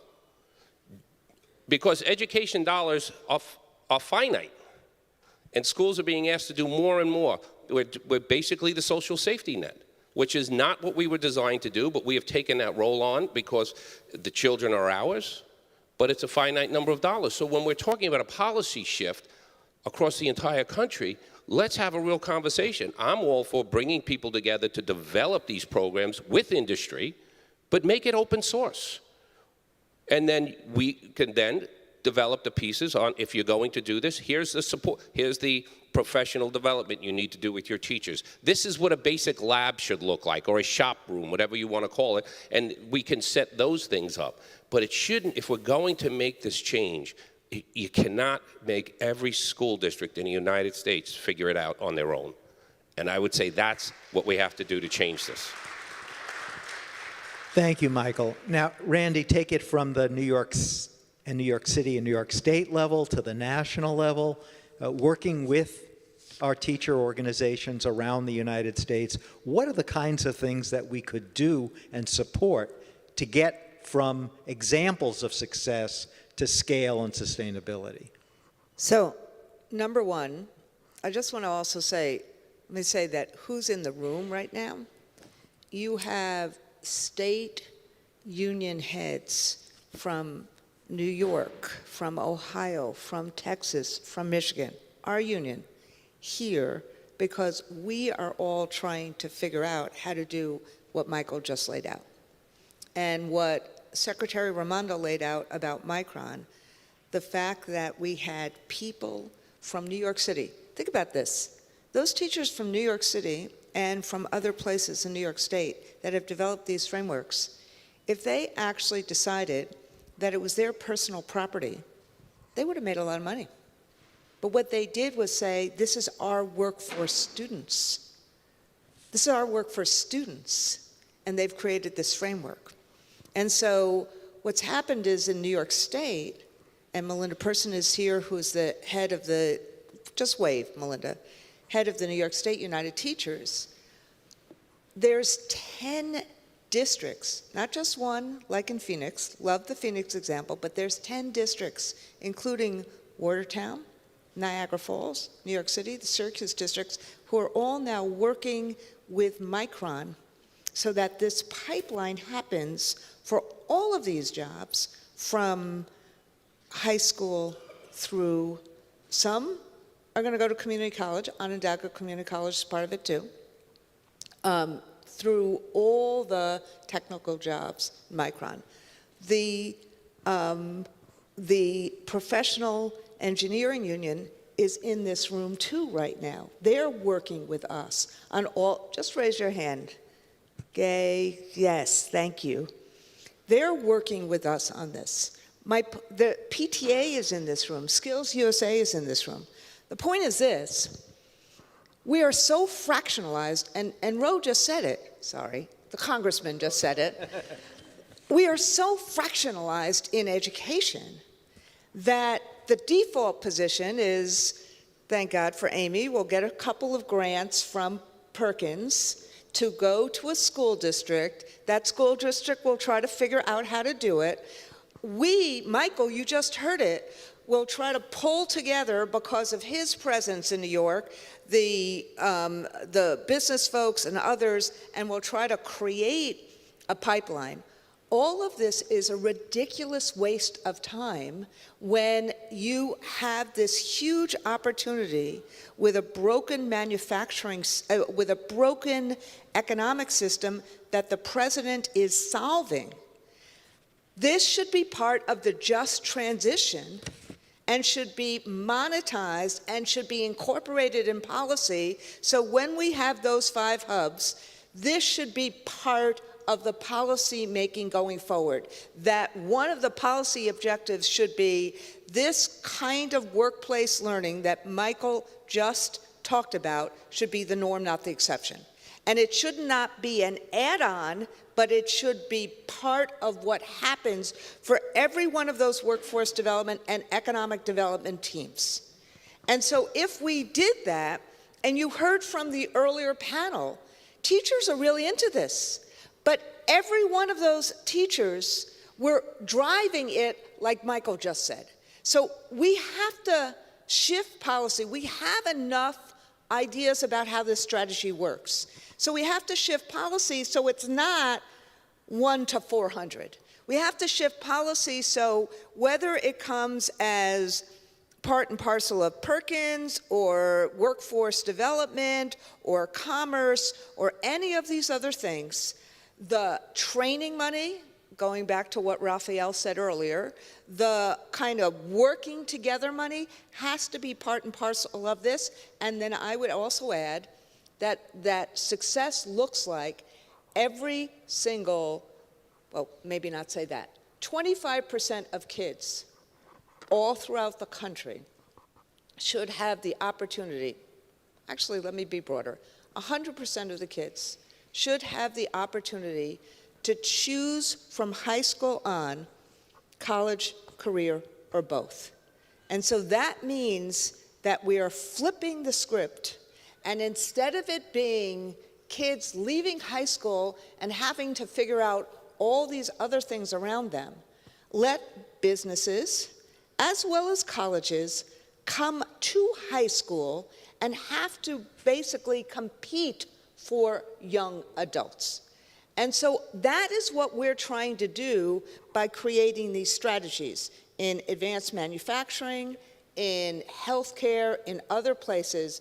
But we have to flip the script, and policy that is actually being worked on in the White House is trying to do that. But you see from what Michael said, we can operationalize it at the ground level. That's great. Now let's, moving back down from you to this side of the aisle, do you think that teachers know enough about, or what could we do differently to explain more to them about what is happening in the workplace and what the needs are? Because when we talk to employers, they talk about the need for problem solving, collaboration, presentation, writing skills, and though we're not talking about a specific industry skill set, we're talking about a broader, some people call them soft skills. I would refer to them as essential skills because they're actually being effective in the workplace. What could we do to help our teachers understand more about the workplace so that they could integrate that into the education experience? Randy, you start and then we'll move to Michael. This may be the most controversial thing I say today. You have to change the accountability system. You have to change ESSA because the accountability system has to be based on what kids need to know and be able to do in the 21st century to have this just transition. You can't have an accountability system that's based on something from the 1950s or 60s or 70s when we're talking about this right now. And we have that opportunity because ESSA is up, just like Perkins is up next year after the election. It has to get changed. You heard that panel before us talk about experiential learning. You just heard this. Yes. Thank you. Michael? I'll just put it this way. Randy's 100%. The accountability system drives instruction, okay? You want to move to an experiential instructional methodology. Your accountability system tells you not to do it. So you got a problem. So as a teacher, we're laughing at you, everybody. Yes, we hear about, experiential learning means a child has an experience when they're learning a unit, and they are actually see the relevance in it, and actually helps teacher retention. Teachers like it. They see the joy that they got into the profession for. It's the whole thing. But if you're telling the school system, everything, the only thing that matters as far as we're concerned is your test scores, you're not going to have any joy. And the teachers don't have joy, the children don't have joy. The whole thing is about we have to stop everything and we have to get good test scores, and therefore that's the only thing that matters in education. You're teaching children how to become very angry about society because children are not stupid. And they get that once a year everything stops, and a month before they get nothing except teaching to the test, and they get it. They understand that the adults are stupid. There's no other simple, it's the simplest way to put it. I talk to them all the time. They crack up, they laugh, they said, oh, it's game time. We all got to act like we are going to do everything but all we have to worry about is the test. Change the accountability system is the only way that teachers will say, yes, we agree with you, but your accountability system tells us not to. It's interesting because you talk about, engaging teachers in a more effective way. It's not just students that need internships. It's teachers who also need. And we're not against tests. Somebody took our tool from us and weaponized it. Right. That was our tool. And now it's a horrible thing. It's our tool. We believe in tests. That's how we assess and we check our students going through a unit. That's the only way to do it. But you took it away from us. Somebody took it away from us. Congressman? Not you guys, sorry. I could just flip your question. It's not just what teachers need to learn from corporate America, but how about what corporate America needs to learn from teachers? As a representative of Silicon Valley, you know what, and I want to make this point, because teachers aren't just job prep. You know what I learned from my teachers? Citizenship. How about that in terms of becoming a strong country? Right. And to think that it's just about, you know, preparing people for jobs. There's so many other issues around this country. So I want to first just make sure we're understanding the role and valuing of public teachers and what they bring to our democracy. But the second point, I think, is if I were one of those parents in Fort Wayne that has seen 40 years of this country hollow out manufacturing, that has seen all those jobs disappear, that has seen my district have $10 trillion of value, that have seen economists preach that it doesn't matter if we lose a manufacturing job, we'll pick up a data science job in Palo Alto, that has seen Wall Street become wealthy. I would have the same thing to my kids, saying that the only way to achieve the American dream is if you go to college. That's because of the policies of this country. It's not just, so how do we change that? We've got to do what this president is doing. We've got to bring some of those manufacturing jobs back. We've got to recognize that for 40 years we had a mistake in what the pathway to the American dream was. I often say, look, would we as a country ever say we don't need Wall Street, let London do all the finance? Would we say we don't need Hollywood, let Bollywood make all the movies? Yet somehow we said we didn't need a lot of these industry jobs. And then I think to say that these jobs are, like the digital trades and others, are the jobs of the future, that they're jobs that are good paying and be collaborative in the approach with teachers and the private sector to do it. That would be my view. That's great. Absolutely. Now, Brendan, with all of the changes that we've seen at the federal level, some massive amounts of investment in the critical areas that will deal with the skills crisis and preparation of the workforce of the future, what would progress look like a year, 2, 3 years from now? Obviously, we would love to get in 10 years or 20 years, but people are going to want to know what have we been able to achieve in a shorter period of time. What would you like to see 1 to 3 years from now? So that's a great question. I think progress in the near term is going to have several different attributes and really reflect the values of so much of what we're talking about here. Providing teachers the tools that they need in order to do great work and in the important work that they do. That means ensuring that you're able to access curricula from upstate New York and Syracuse and across the state where there is great models for experiential learning, and so that you don't have to start from scratch, but you can build on the experience that's already happened. I think it would mean that the jobs that are being filled are being done through equitable pathways so that the workers of the future have great jobs and the workforce is far more diverse. And finally, I would say that they all are imbued with the value of a voice at work, that there is an essential aspect to any good job that involves labor management partnerships or education of any kind, that the workers bring wisdom and experience to that work, whether those workers are teachers, whether they are construction workers, or whether they are doing advanced manufacturing or anything else, that their voice plays an essential role in creating a better economy for the future and in building a better education for the future, an education system, and also building more profitable companies here at home. Thank you so much. I want to thank our incredible panel for not only outlining all of the solutions to the problem, but doing it exactly on time. I can't believe it. Thank you so much.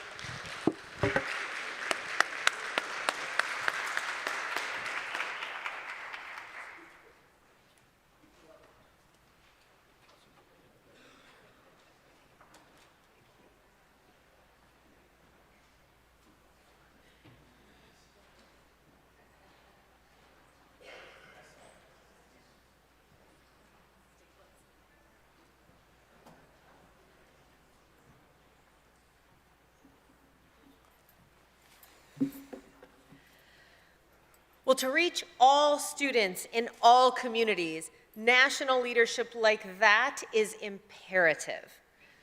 And in addition to our previous morning's outstanding panelists, the Honorable Miguel Cardona, U.S. Secretary of Education, offers leadership and experience and a deep commitment to every student in every community.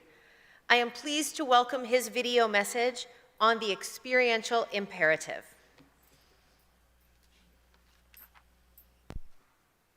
Thank you, Mary Catherine Ricker, for that introduction, and more importantly, for your leadership.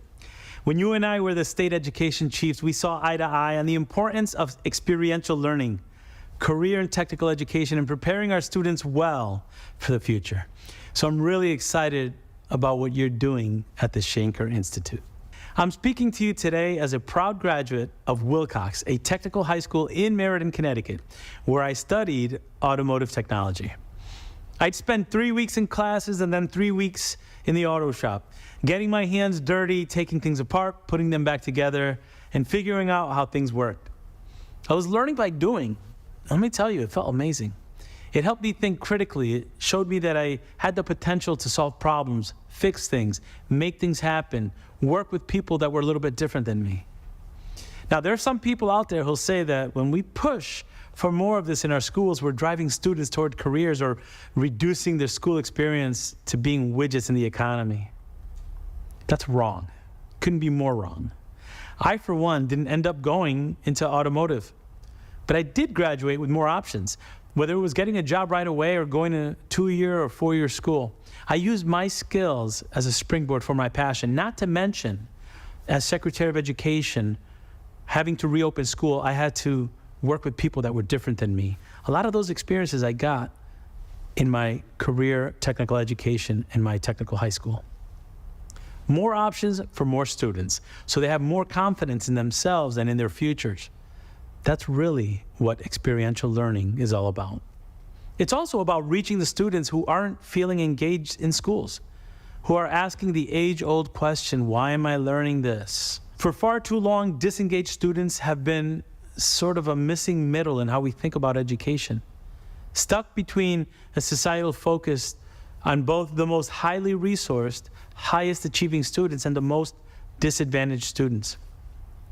The thinking you're doing today on hands-on experiential learning will go a long way toward challenging that.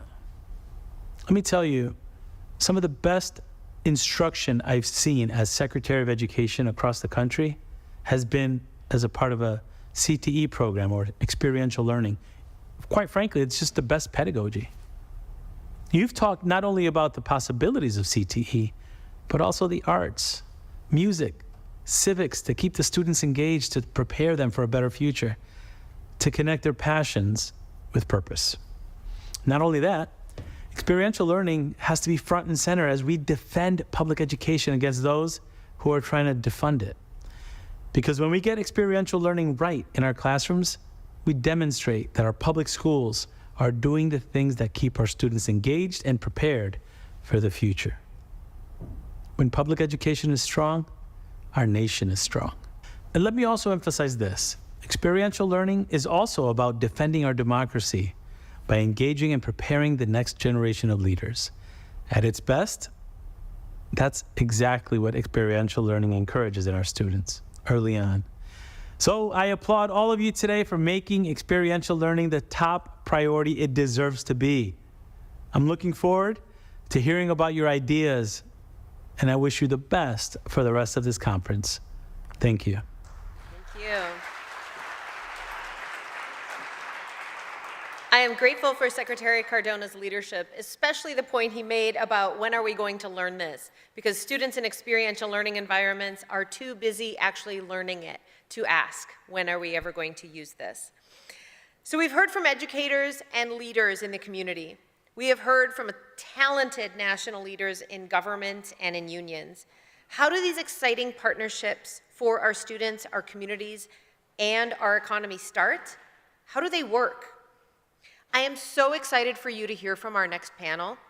These leaders in business are actively creating opportunities for students, our community, and our economy. We have a lot to learn from their experiences and their expertise. First, I'd like to welcome back our moderator, Stanley Littau. And then joining him, I would like to welcome David Etzweiler, the CEO of the Siemens Foundation,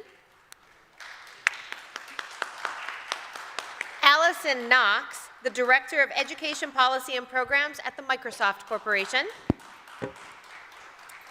Bo Macheo, the Director of U.S. Government and Public Affairs at Micron, and I would like to welcome Michael Mulgrew, President of the United Federation of Teachers, back to the stage. Stan, the stage is yours.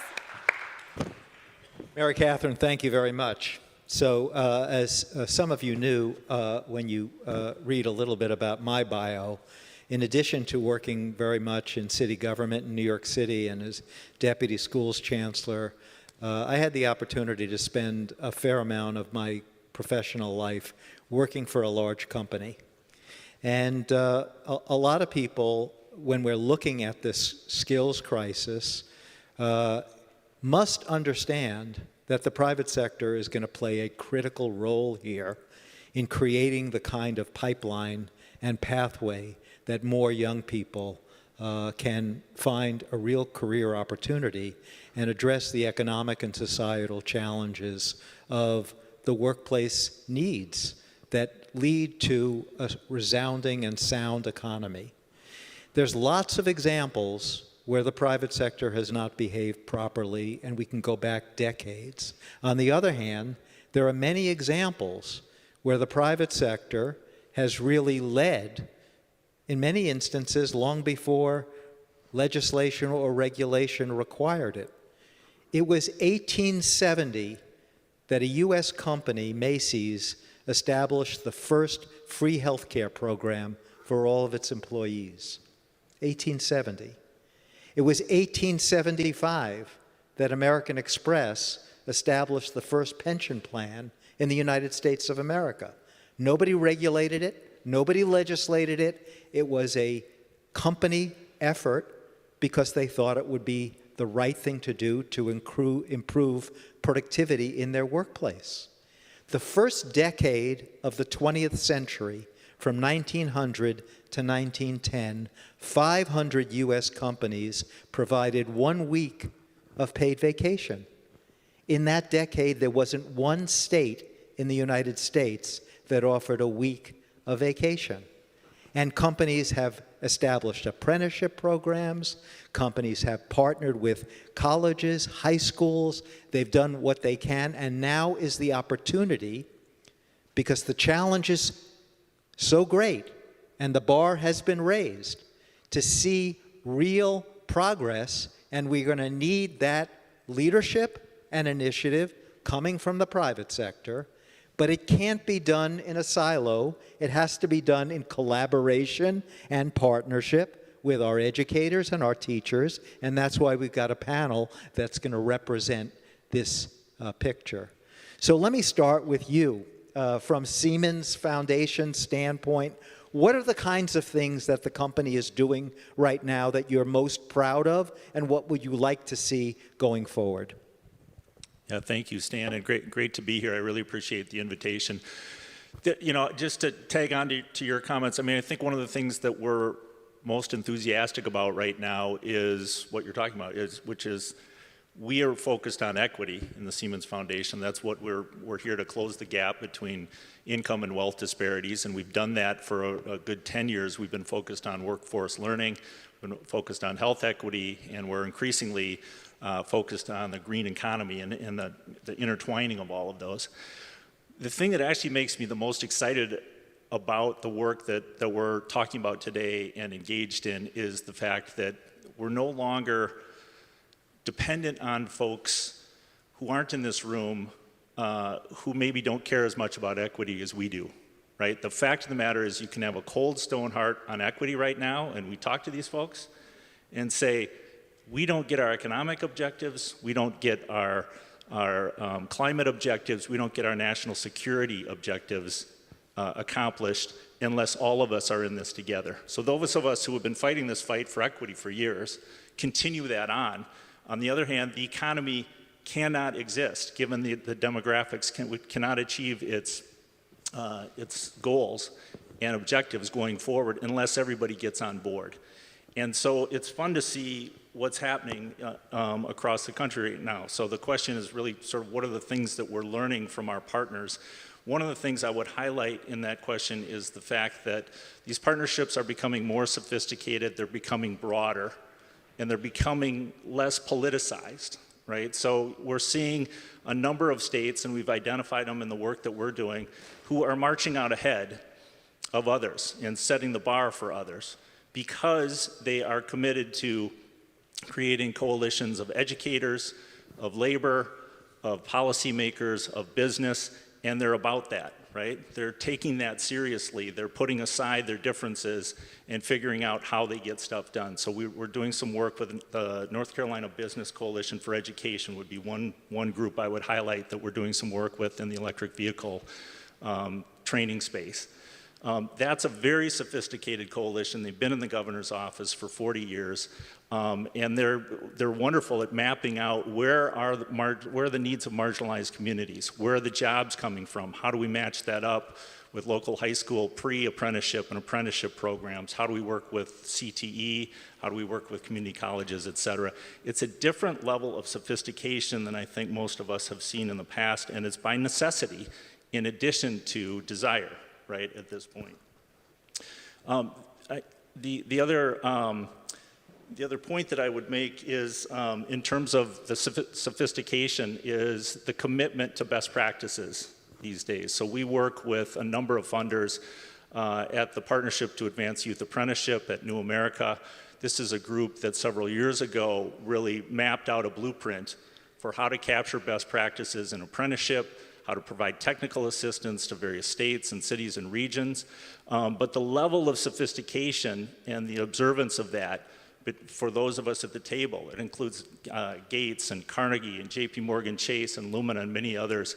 It's a very different phone call that comes in from regions and states these days because all of that best practice is there on the shelf. It's being talked about, technical assistance can be provided. And the final note that I would say is best practices in terms of communications. So we've made grants to advance CTE, for example, to really bear down and do focus groups with students, with educators, with policymakers, with parents as well, to understand what's the best way to talk about this kind of work-based learning. And folks are paying attention to that, right? It's a different dialogue that you have with a student than you do with a parent. So being able to refer back to those best practices, add to them, and keep the momentum going, I think is a big part of what we've seen as well. Great, thank you so much. Now, Allison, from Microsoft's standpoint, you've got a crisis in terms of finding people with the right talent and keeping them loyal employees at Microsoft. What are some of the kinds of things that Microsoft is doing that you're most proud of? Well, thank you. And I just want to start by saying how honored we are as a company to be here. Thank you, AFT, for inviting us and all the organizers. I also want to say for a second, this is one of the most beautiful historic buildings in Washington, D.C., and it's honored for me to be on this stage. I just want to start with that. And also, the students who are journalists here today talk about experiential education. Like, you're doing it today. So if we can be helpful, just let us know. I think the whole panel would agree with me. I just signed you all up. I echo everything. I took a little time to read about Albert Schenker before I came. And I was really struck by the 3 principles of the Institute. So I thought I'd start there. One that it stands for is a vibrant democracy. 2 is a quality public education for all. And 3, a voice for working people.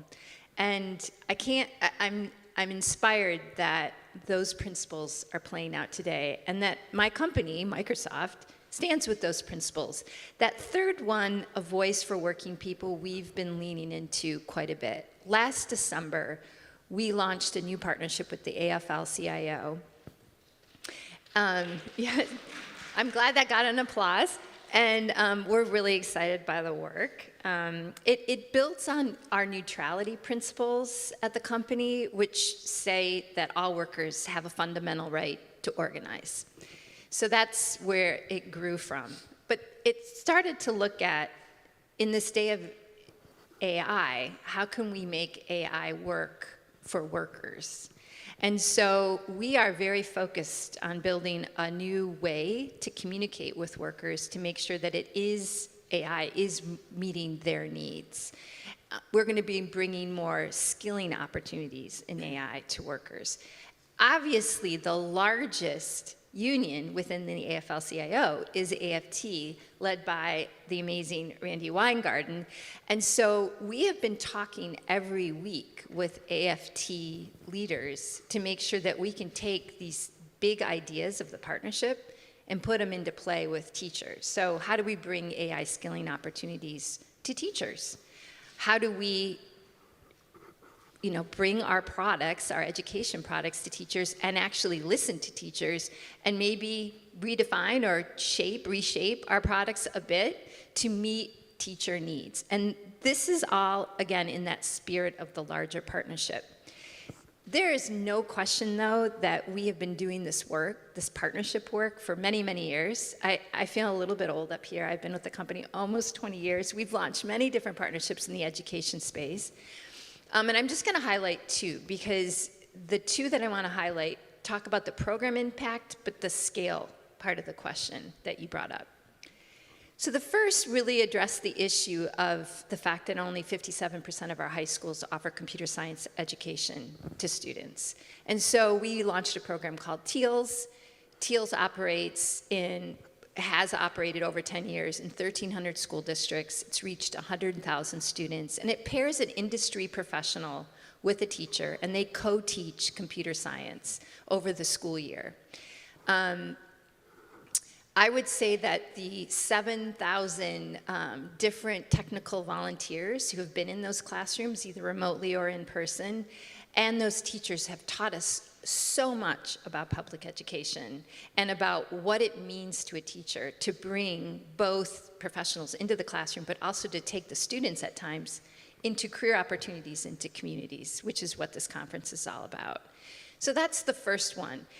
The first one also we got to scale by really linking arms with all kinds of organizations across the United States to advocate, to use our political currency to get computer science to count as a high school graduation credit toward math or science.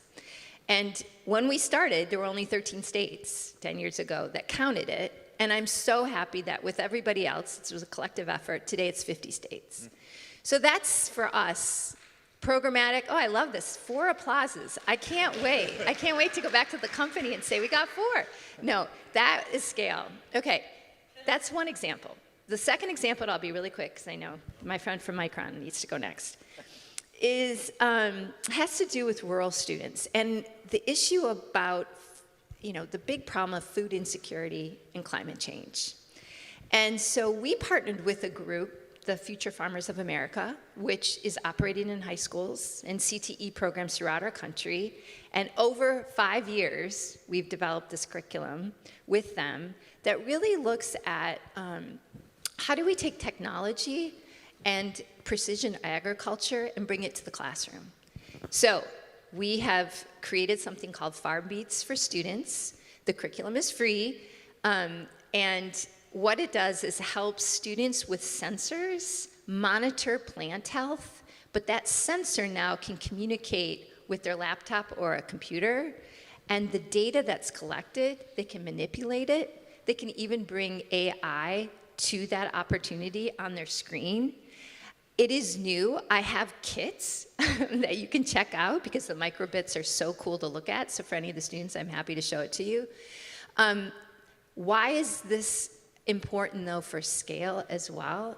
Rural students, and I've listened to Randi Weingarten talk about how important rural students are today and rural teachers. We want to take this Farm Beats opportunity, the curriculum, the way that it meets standards, the way that it already operates in CTE schools, the way that it partners already with Future Farmers of America, and we just want to lift it up as a technology company. That's another way of achieving scale. So we're really excited about experiential education. I know that for me, it's my transferable skill. It's the way I learned about lifelong learning, and I know for so many of you it's the same. And so we're just honored again to be here and to be part of a chorus saying how important it is. Thanks. Thank you, Allison. Thank you very much. Now, Bo, several of our speakers have referenced what Micron is doing around the semiconductor industry and the major investment that the company is making and the major investment that the government is making. We had an opportunity to meet each other at an announcement of the Micron program at Onondaga Community College and talking about the promise of hiring over 9,000 people and collaborating and partnering with the schools and the community colleges. Micron is going to be opening a P-Tech school. We had a P-Tech student on an earlier panel talking about the value of the program, and that's something that Micron is doing. So give our audience a little bit more about the flavor of what Micron is doing, what Micron proposes to do in the future, and what will be the benefit for the semiconductor industry. Yeah, well, thank you for the question, and it's a pleasure seeing you all, and it's great to be on this panel. Thank you, Randy, Beth, Michael. It's always a pleasure to partner with AFT and UFT, and looking forward to what Micron's doing in the U.S. Like you mentioned, Micron is the second largest semiconductor company in all of the U.S. and the fourth in the world. We're the only U.S. company that manufactures memory. And so when you talk about AI, when you talk about storage, when you go in and out of your app on your phone, that is a memory chip. And so thanks to the CHIPS and Science Act, Micron has announced two major investments in the U.S. so far.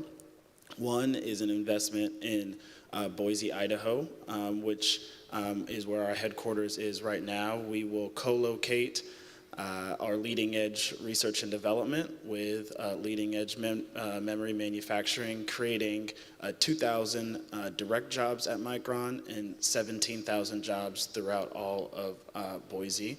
And then in New York, we'll be building a mega fab with four large fabs, over $100 billion in investment, 9,000 direct jobs, and over 50,000 jobs in the U.S. And so we know for economic and national security, it's essential to be building these chips right here in the U.S. And to be able to attract and retain the workforce that's needed, we need to partner with organizations across the U.S. to be able to do so and be able to have the talent that we need to not only maintain technology leadership over companies in Asia and here in the U.S., but also to be able to make sure that we're providing good paying jobs for Americans and folks in this country. And so we've had the honor and privilege of, I'll use New York as an example. We have a $500 million community investment fund. It's the one of its kind. We've since replicated that exact same fund to do a $75 million fund in Boise, Idaho, but it's to ensure that we have underrepresented and underserved folks, and that everybody in these communities are a part of what is going to happen in central New York and in upstate New York. And we know that that means that it needs to be an all-hands-on approach. It doesn't mean that Micron can do it alone. We need partners to be able to do this work.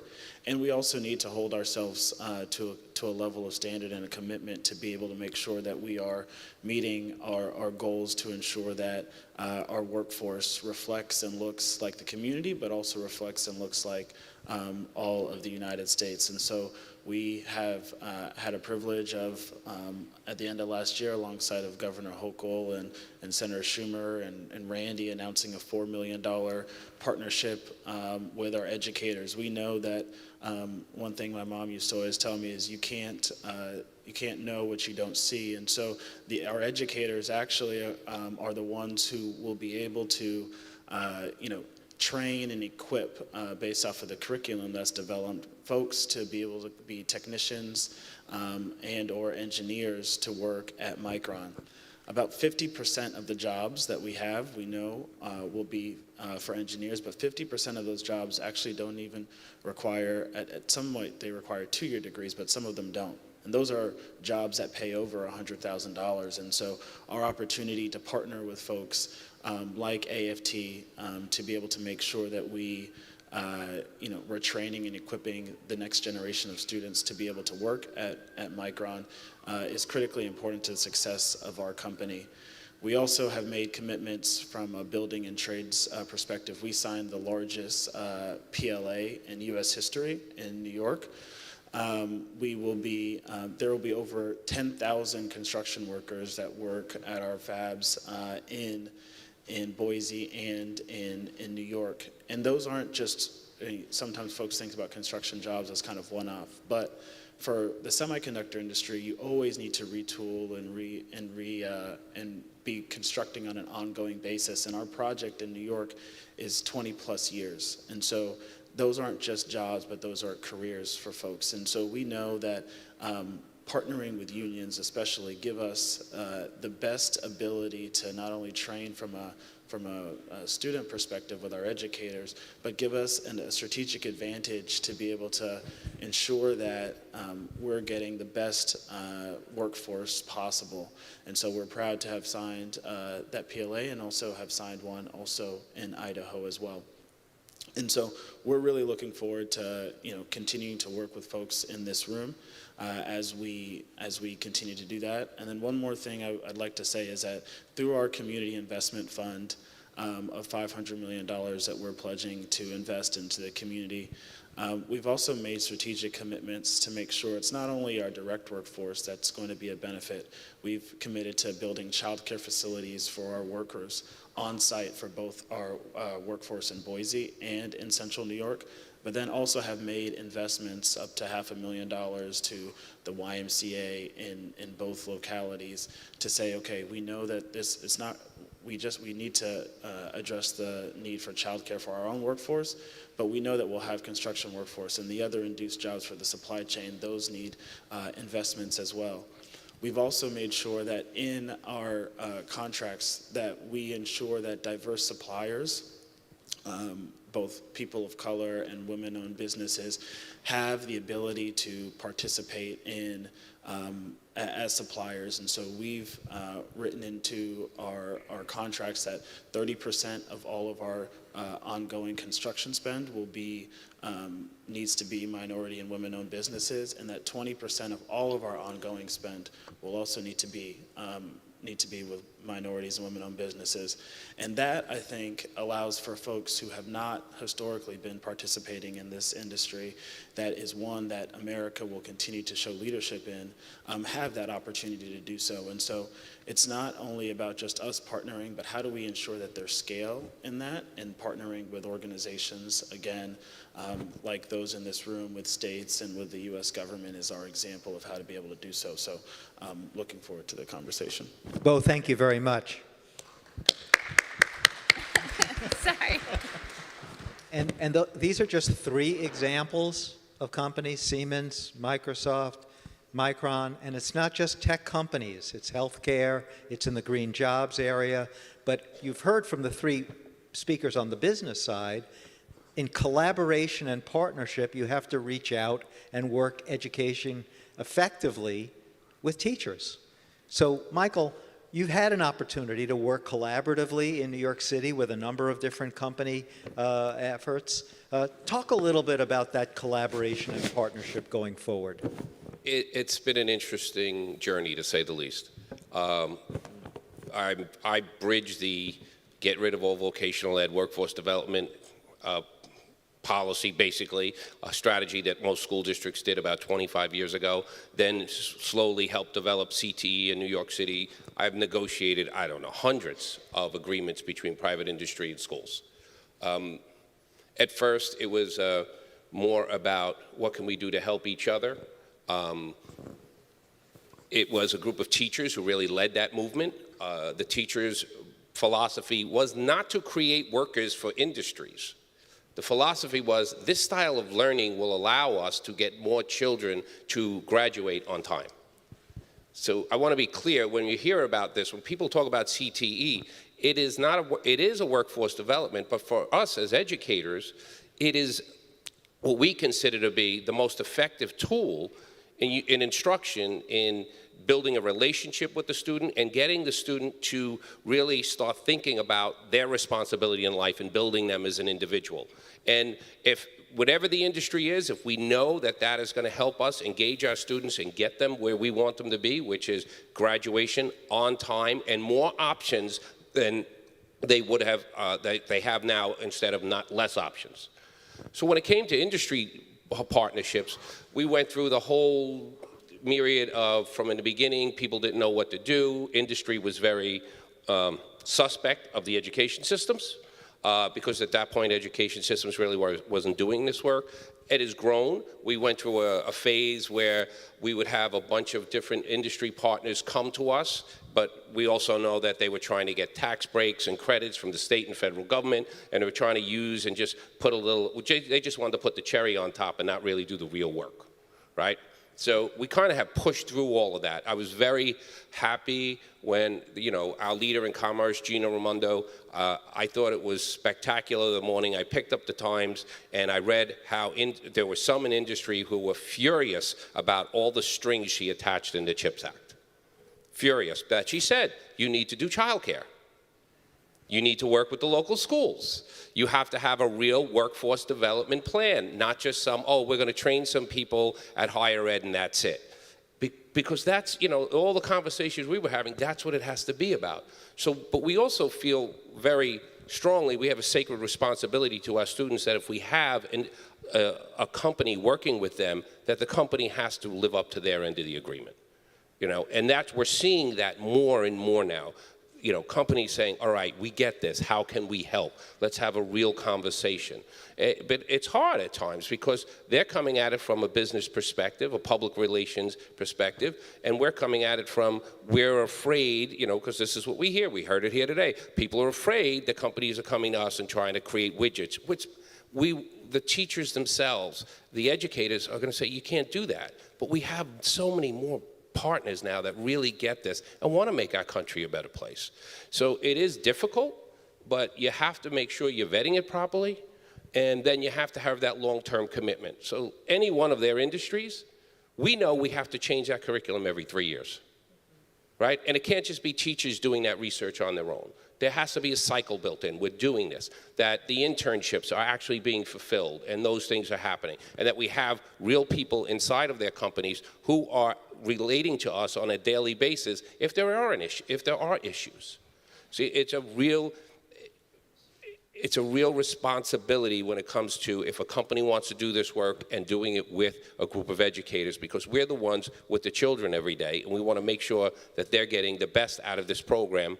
And that's why, these folks here on the stage, they have been, they have a track record of having that type of relationship with the schools. And we have to continue to push it that way, because that's the only way we're going to actually grow what we want for our country, which is great citizens, well-educated, and all have massive opportunities that they have done on their own because we supplied them the correct education.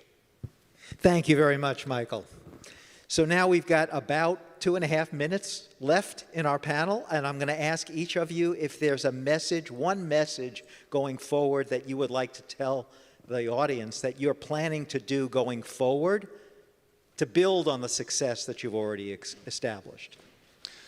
Yeah, well, I love the conversation about the supports that families need, right, around training and whatnot. And that's not announced yet. Soon to be, we're working with the Family and Workers Fund really to address a number of those supports, childcare, housing, transportation, a number of other needs in the workforce training space. And the hope in that is to develop a national fund to help with that. That's a huge piece of this that I think folks have overlooked in the first couple of years or the first year and a half or so of this legislation, but there's a lot more chatter now and a lot more understanding that these are not just sort of pedestrian needs on the side. These are central to improving the lives of folks, particularly from marginalized communities. Thank you. Allison. I think I'm going to go back to Albert Schenker's 3 principles of his institute, the quality education for all, making sure that all workers have a voice, and making sure that we all stand for a vibrant democracy, which kind of speaks to some of the general ideas of what students should. You were talking about full citizenship and how experiential learning can get them there. And I guess part of what I'm hoping the private sector does differently moving forward, or we're starting to learn differently, I guess, is listening to the worker in a new way, especially in the age of AI. And we need to be almost, I think, inspired and educated to do that in a different way, and I think we're trying to. And the other is to not sell ourselves short for what collective action can do in terms of policy and legislation. When I brought up the 13 states only gave students credit, and now 50 states gives those students credit, part of it was the power of people coming together, public and private sector, and going state to state and building coalitions and making the case and watching people say, this is the right direction, let's make something new happen together. And I would love to see that kind of collective action in this philosophical terrain of education, which is experiential education. I don't think anybody disagrees about the power or the value. The question is, what can we do together to really make it deeper and more maybe supported? Thank you, Allison. Bo? Yeah, I think you've seen, I think the last panel talked about it, this Invest in America agenda that's happening and the expansion from a manufacturing perspective that's happening with all of our 3 respective industries. And really, the partnership allows for scalability. And so from a private sector perspective, I'm really excited. We are going to release in the next couple of months what we're calling a community priorities document, which included over 100 listening sessions with folks on the ground across New York that will actually provide guidance for how we actually spend our $500 million in New York, for example. And so I think that this is a generational opportunity for us to ensure that we get it right, and that decades from now, when we look back, we see that folks in rural communities, women, people of color, have got access to jobs, both direct at Micron and both indirect through all the construction workforce that's happening.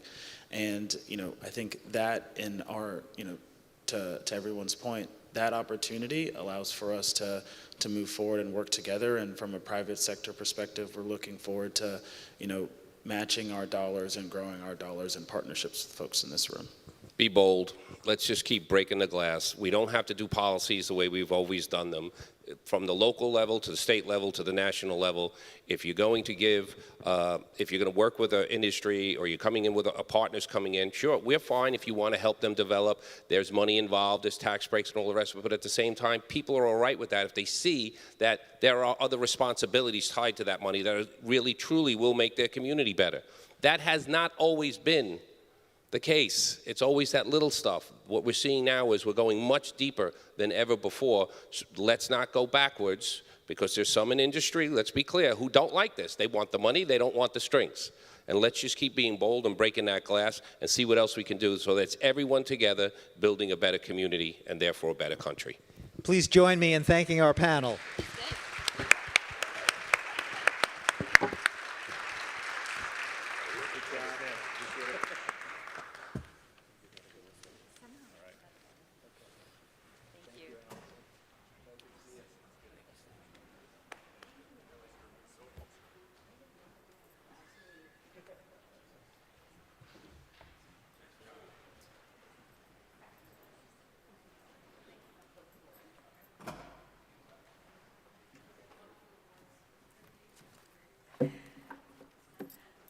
What terrific partnerships on display. Thank you all so much. And I love someone who's going to do their homework on Al Schenker, so that was extra special for me. I think you heard it up here, referenced already. Labor leaders have long understood the value of partnerships, that the solidarity can exist when partnerships are created around that common good. This is a moment to support and strengthen experiential learning, and our next panelists are the leaders championing this work in the labor movement. I am pleased to welcome Stanley Littell back to the stage to moderate this conversation on widening the aperture of education and work. And I am very pleased to welcome our panelists. Liz Shuler, the president of the AFL-CIO.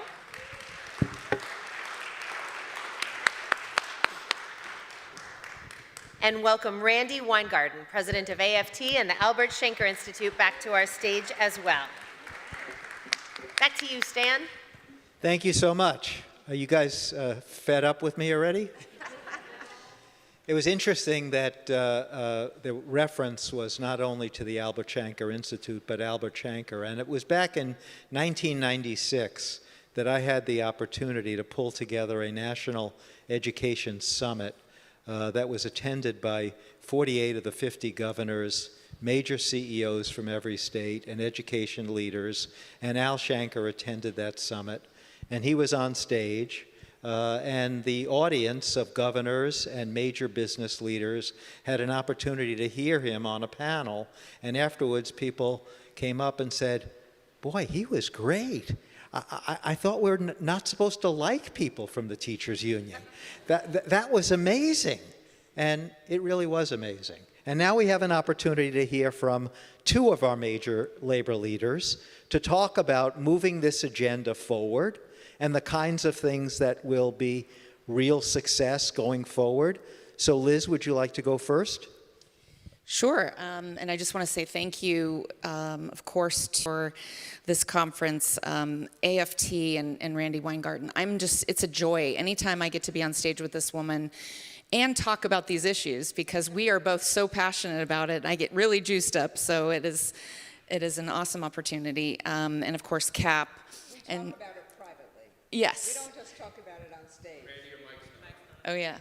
We talk about it privately, yes. So every time we see each other, we're talking about this issue. And Randi mentioned to me, this is the first time really that there's been a real focus on experiential learning. And AFT has become such a driver with the advent and rise of CTE coming back. And I think Michael was talking about that pendulum that has swung back and forth, right? That for a long time we didn't have these programs. And they went away, and then now we're back. And I've seen it through the lens of, coming up through my union, the IBEW, the electrical workers. And I think about me as a young person growing up in a household with a father who went through an electrical apprenticeship. And the opportunity that gave our family to have a middle-class life, to have a pathway to a good career, not just a job, a career that was going to last for 10, 20, 30, 40 years.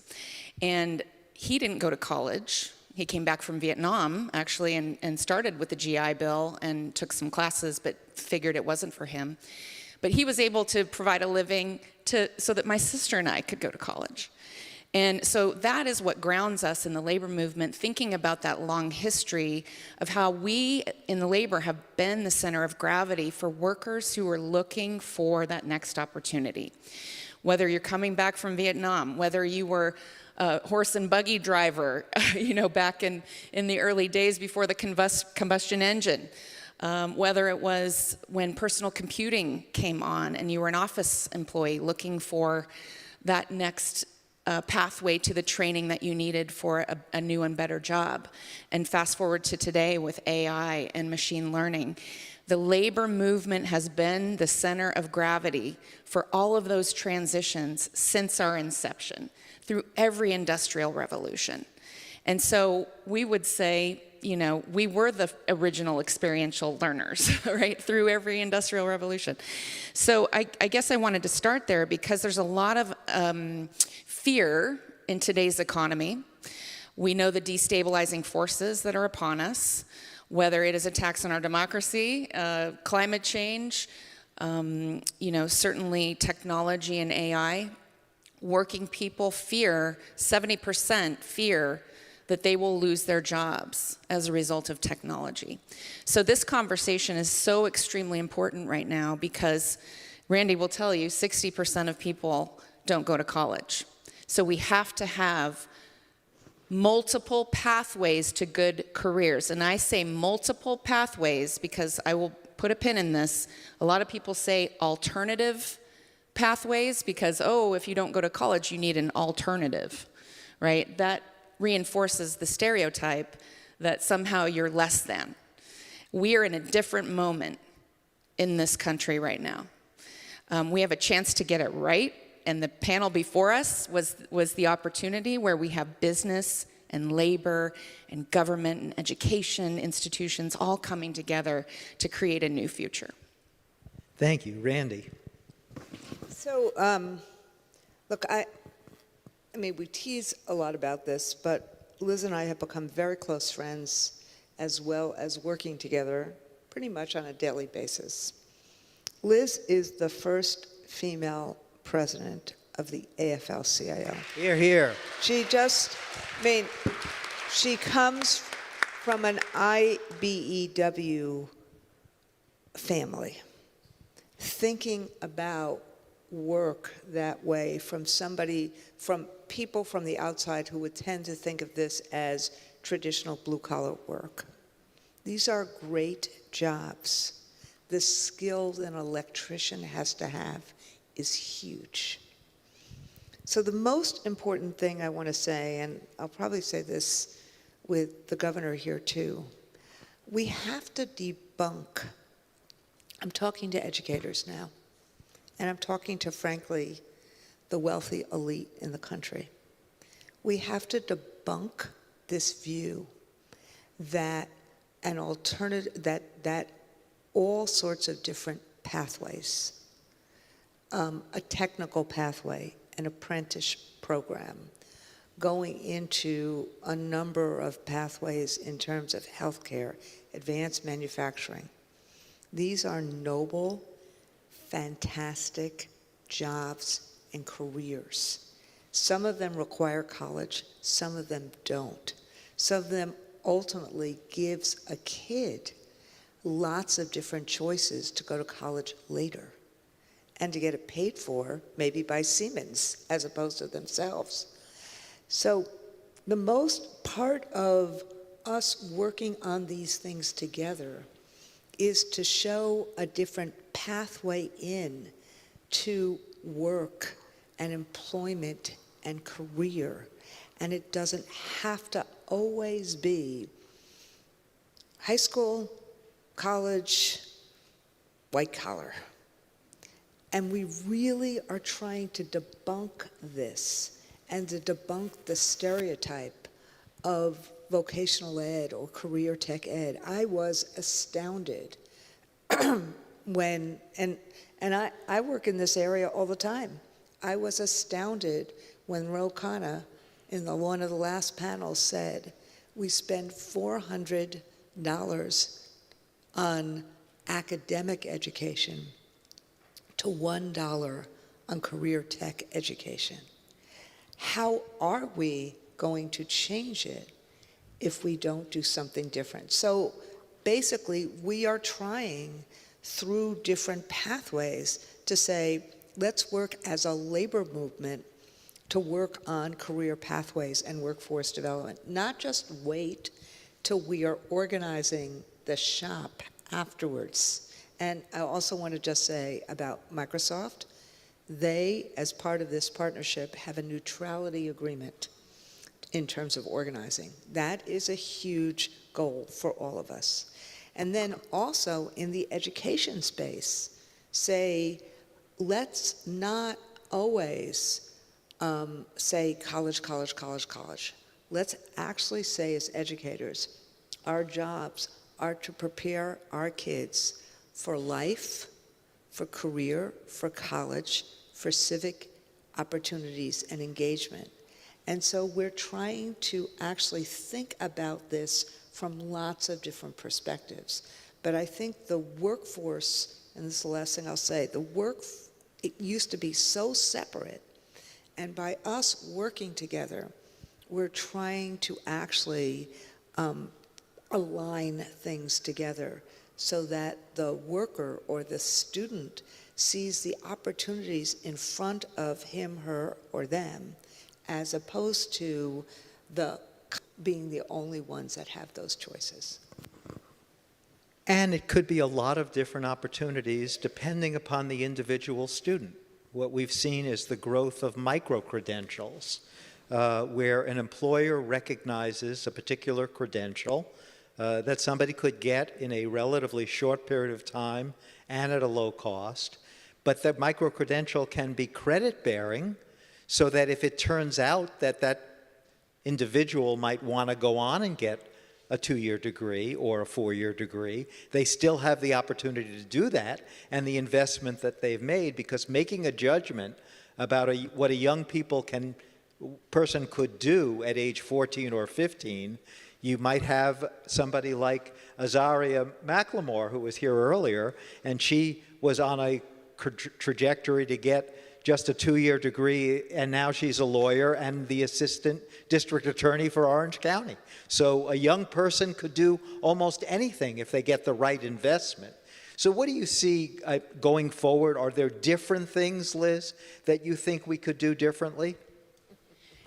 Absolutely, and I love that you raised this issue of micro-credentials, because I think for a long time we've been locked in a system that allowed essentially the employer on an individualized basis to kind of dictate the terms and the skills that people need, and it was sort of boutique to that particular employer. And what we're talking about now is a foundation of skills that the workers themselves can have agency over, that can actually be portable, and that they own. Because work is going to be extremely fluid in the future. Often, too, we trained for one type of career and field and worked there for 30 years, and then we retired, right? That is going to change quite a bit, as we know, with technology. And so to allow workers to jump from industry to industry, for example, to work for different employers in a particular industry, we're going to need a system that is flexible. And I think this notion of all of us coming together, establishing those standards so that workers themselves have power. And the union is the center of gravity for that. We have a history and a tradition of working within an ecosystem where, for example, if you went to work in aerospace, you could live in a place like Seattle and go to a high school that's integrated with a community college, perhaps, that is working with the union, the machinists union, and the company all together to make sure that workers have the best possible future ahead of them. We see that in the construction industry, and I don't want to use construction always as the model. It's the best and most sophisticated model of apprenticeship, but apprenticeship actually applies to all kinds of industries. But, I was at the Tradeswomen Build Nations conference recently, and Linda Hamilton, this woman I met, who became an operating engineer, was a single mom, was working dead-end jobs, met someone who was in the union, and didn't ever think that that was a career that could be for her. She was a woman.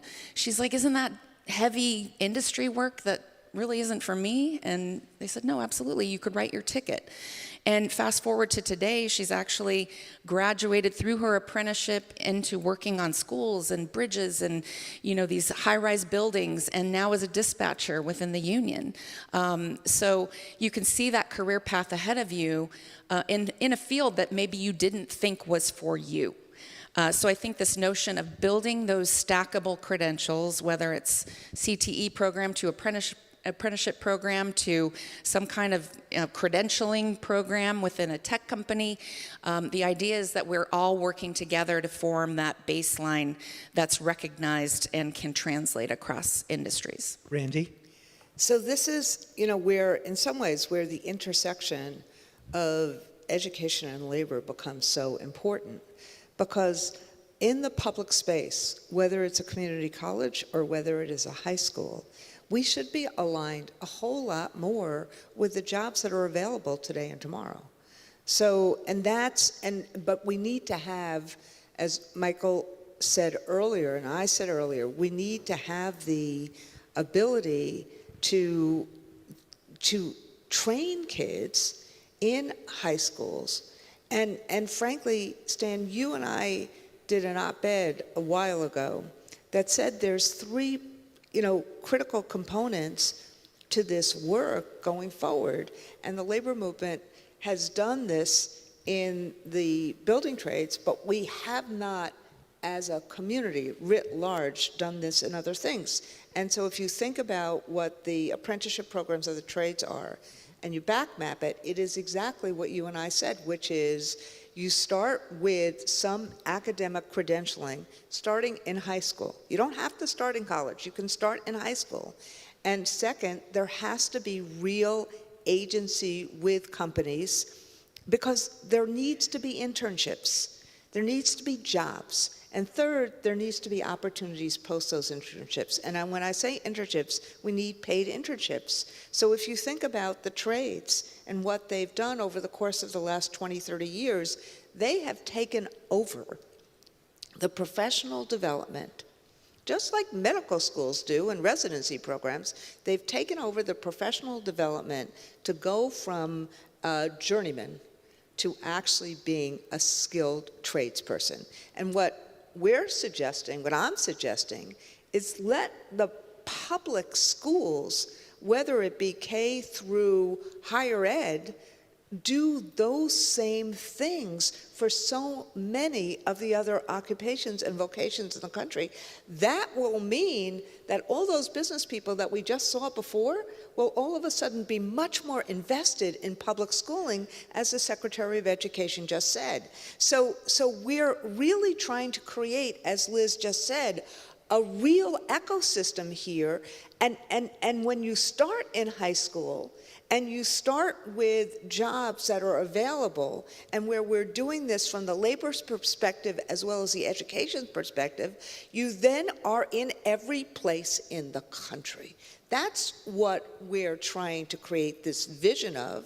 And the last thing I'll say is that's what, when you look at how the Biden administration is literally trying to rewrite the rules so that we have manufacturing back here, that we don't outsource every new disruptive technology to someone else in the world.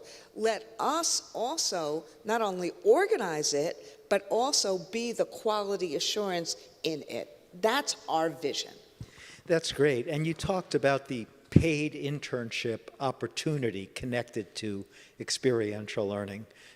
Before I left the IBM company, they made a commitment to hire 1,000 high school interns a year through the P-TECH program across the United States, and then spread it into the 27 other countries that have P-TECH programs. But a lot of employers will have difficulty hiring large numbers of young people. It was back in 1965 that President Johnson started the Federal College Work-Study Program. And a student in college could get a Federal College Work-Study grant where the federal money would pay 70 cents on the dollar for that internship, and the employer, the university, would pay the remaining 30%. Is this time for us to think about something like that, where instead of only to earn money for college, high school students could get the opportunity to have a shared cost internship, and the internship could be in private employers, it could be in public employers, it could be in not-for-profit employers, and give more young people experiential learning in a really meaningful kind of way. Those the kinds of ideas that we should be putting on the table now, Liz? Yes, those are the ideas we should be putting on the table, and not a leading question. Softball. You know, when I think back too about this country's history around investment and how we're kind of coming full circle again, where it used to be that the government really did, you know, spend funds to invest in these kinds of programs, and then they sort of waned, and employers kind of picked it up, and then employers, of course, saw it as a competitive advantage or disadvantage, whether they invested in training, and then with competitive pressures over the years, with financialization of our economy, they offloaded the costs of training, and I think, you know, between the government and the employers, you know, losing their edge, frankly, in these kinds of investments, it's fallen on the individual. The individual now bears the burden for their training. And you see tons of young people now in debt because they're either going to college and assuming that debt, or often in dead-end training programs where they front the money and have no good job at the end of that training. They're left stranded. So I absolutely believe that we are in this moment where we're coming back around, what's old is new, that our government programs need to align with the ambitions that have been laid out. I'll use manufacturing as a quick example because we're seeing now the largest investments with the IIJA, the CHIPS and Science, and clean energy investments. Whole new industries are emerging in this country. And there's a whole lot of hand-wringing around the, quote, labor shortage, right? And that where are we going to find the skilled workers? It's because we have not invested for decades. And so now we're at this moment where we can use things like the Department of Commerce, I think semiconductors was mentioned earlier, role in the training dollars that they've received through these grants with the companies like Micron, like Microsoft that were on this stage, Siemens and others, and their labor partners to make sure that, again, the individuals, the workers, the talent pipeline that you're going to need to make these industries happen is planned for, is invested in. And that means that our country is more competitive, that we are positioning the US of A to take advantage of this moment that we have in front of us. And I think that young people are hungry for it.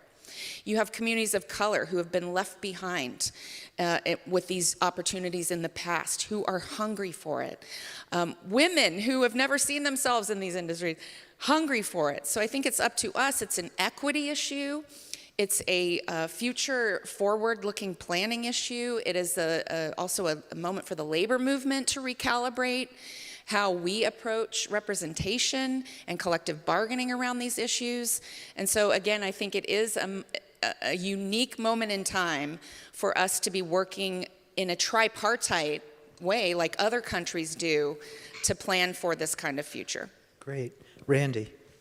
So think about it as education, engagement, employment. You know, so normally I talk about the C's, but I love what Raphael did earlier today with the T's. And if you're, what you said earlier, Stan, about Al, think about what the two of us are talking about. We both are really engaged in collective bargaining. We believe in collective bargaining. We believe in raising wages. We believe in fighting for all sorts of things that are very much connected to a family doing better in life. But here, what both of us are talking about and what we spend our time doing to not only widen the aperture of work, but create a new system, a redesigned system where workers and families are at the center, and where we create something in America, in some ways like Germany and Austria do, but in a much broader way, where schools have, schools that are paid for by taxes actually do a lot of this work, and where there is an alignment with the labor movement so that when people get to various different places where they work, they can actually have the bounty of their productivity because of the collective work we're all doing. That's the new economy. And I'll say one more thing, which is that is what creates a just transition, as opposed to every other transition we've had with every other destabilizing influence in the economy, from agrarian to AI.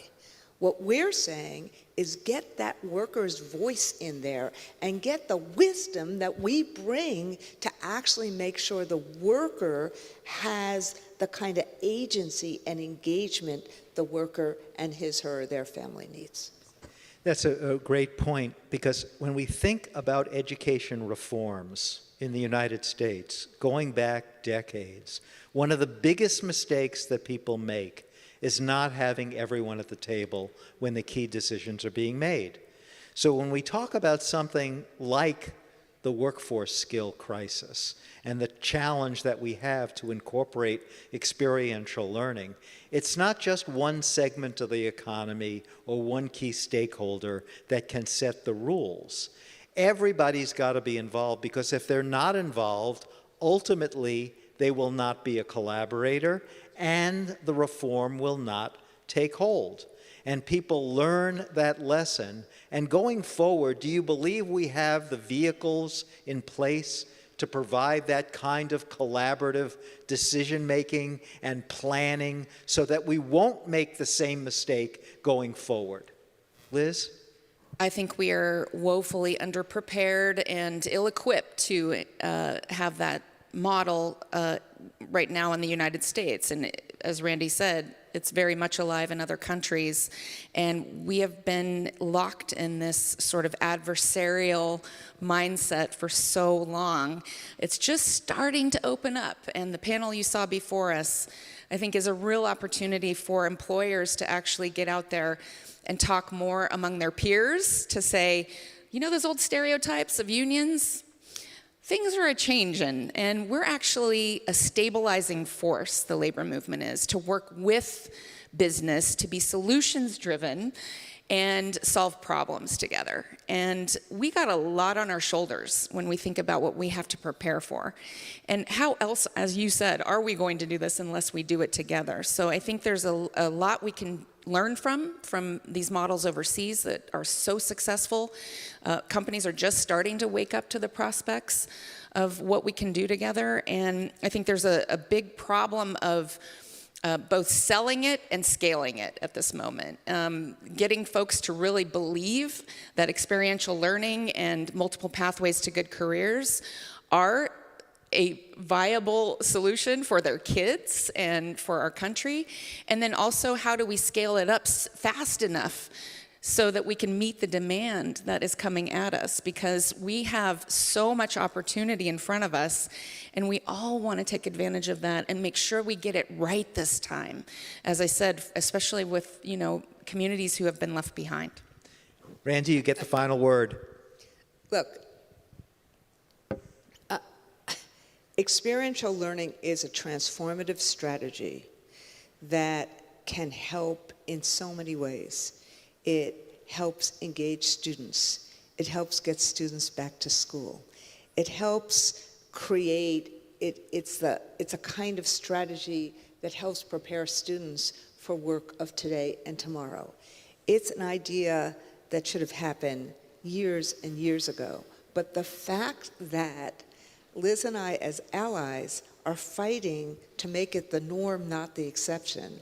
The fact that we, as a labor movement, and have to actually fight to change policy to do this. The fact that this is a union conference that is creating this means that we have a long way to go to get others to believe that this should be the norm, not the exception. So we'll keep fighting for it, but we shouldn't have to fight so hard for a transformative strategy that will change America for the better.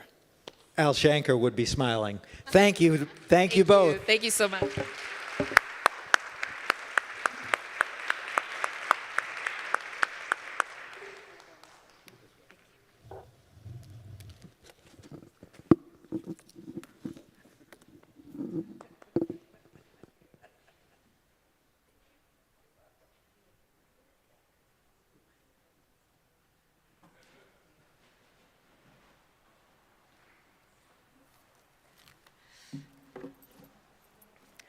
What a fantastic panel. Thank you so much. Stan, thank you for your work drawing these discussions out of our last few panels. Now we have an incredible discussion in front of you on experiential learning and boosting the state economy. We have had the opportunity to hear from some of our federal leaders, to hear from practitioners in the field from across the United States, to hear from business partners from across the country. So to begin this next panel, I would like to welcome our moderator for this conversation, Steve Clemons, the founding editor-at-large of Semaphore. And please welcome Governor Wes Moore, the 63rd Governor of Maryland, in conversation with Steve.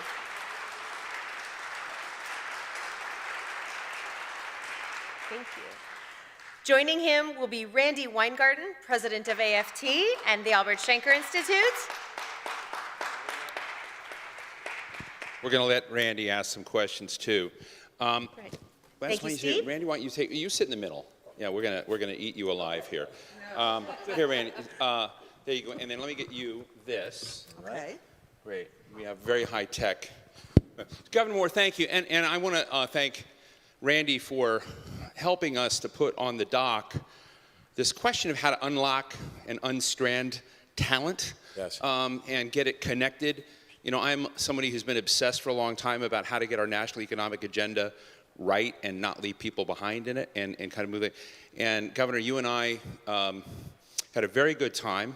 I had a good time. I don't know if you did. I did. When I interviewed you with Semaphore. And at the time, you talked about your disappointment in how slow and you know, sort of relatively unperforming the Maryland economy had been. Yes. And I'd just like to hear from you and have you share with our team how this topic, you didn't talk about experiential education because of this forum, but you went out there and you just did it on your own. So how does that connect to how you think about Maryland's aspirations, the economy, and what you want yourself to be measured by when we take a look at what you've done, you know, a couple of years from now? Thanks, Steve. Thank you, and thank you, Randi. I mean, this is a joy for me, and I truly appreciate it. And well, just at the beginning, it is. No, it will be throughout. But also, I mean, this is something I love talking about because it was so necessary for our state to take seriously and get moving on. If you do not have a participatory economy, you do not have a growing economy. And there were so many random and arbitrary and frankly miserly policies and barriers that continue to stand in place in order for people to be able to participate in our economy. And so when I was first inaugurated, Maryland was ranked 47th in economic momentum. Our economy had grown by 0.2% over the past 5 years. Right, so it's not that our economy was stagnant. How did that compare to the neighborhood? So if you look at the other states, the average state over the same period of time grew by 7.5%. So you're talking Delaware, yes, Pennsylvania, going up to Massachusetts, New York, New Jersey, 7.5%. Maryland had grown by 0.2. Right, so it's not even just that we were stalled. I mean, they're stagnant. We were just completely stalled. And part of the challenge was, if you look at what happens on the other end, Maryland, when I was first inaugurated, was ranked 43rd in unemployment. So you did not have pathways for people to be able to participate. You had a skill set gap that people weren't able to fulfill. And so we just made it our core focus, saying, we have got to get this economy going. We've got to make sure that we have more people participating in the economy. We've got to make sure that we have better pathways for people to be able to go into these growth industries that Maryland had. And you know, there's top industries that Maryland should be a leader in. But if you're not creating the right kind of educational pathways in order for people to participate, then what exactly are you doing? And you have this massive disconnect. And so it is true. We were very intentional about being able to remove the barriers that continue to allow people, to keep them from participating. Things like where we have some of the best four-year colleges in America in the state of Maryland, something that I'm very proud of. But we are very intentional. In fact, I said it during my inaugural address. We are going to end this myth that every single one of our students must attend one of them in order to be economically successful. It's just not true. That we're going to create additional pathways and get more young people involved with skill set building and development. And that's why Maryland is now the first state in this country that offers a service year option to every single one of our high school graduates. So I want to get Randi in this in a second, but I want you to tell us what that is, because when I read it, it was kind of breathtaking. Every single student gets that, opportunity to make that choice and go into it. So, I mean, really explain it in its grit, because when I didn't know it when we had met before, but how is that being received, and how is it beginning to change the contours? Because I have to say that when I was listening to forums up here, commentary up here, what was the guy's, I should know all of our speakers' names, but Michael Mulgrew from, UFT, and Randi were up here earlier saying that the accountability system within the high school system doesn't allow teachers to actually robustly provide pathways in the experiential side, they're kind of screwed if they succeed in this. And so I'm just interested in how you've changed the alignment of stars. Yeah, and part of it is, and I think that's exactly right, part of it is we're literally grading our high schools based on your 4-year college acceptance rate. Exactly right. I'm sorry, why is that a prerequisite to show what a good school is or what a good high school is? If that's not the pathway for all of our students to be able to attend, and I think about it in my case, I did not attend a 4-year college when I first got out. When I first, I was 17 years old when I joined the Army. Right? I say, I wasn't even old enough to join by myself. My mother had to sign the paperwork for me because I was still a minor. But after my teenage years, she would sign whatever paperwork that the Army put in front of her. But I was a non-traditional student. I went to a 2-year college. Right? So it's like, I just don't, Einstein had this thing where he talked about this idea of if you tell a fish that the definition of genius is to climb a tree, then that fish will always feel like it's insufficient. Right? And that's what we're doing.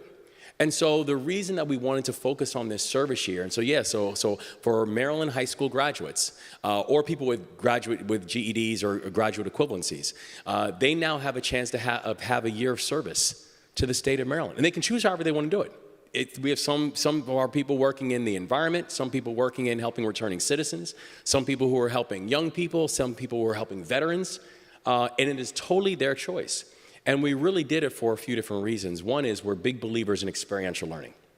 If you can give young people a chance to find their thing that makes their heart beat a little bit faster, you're going to be able to find a young person who then becomes fired up for what the next stage of their life is going to be.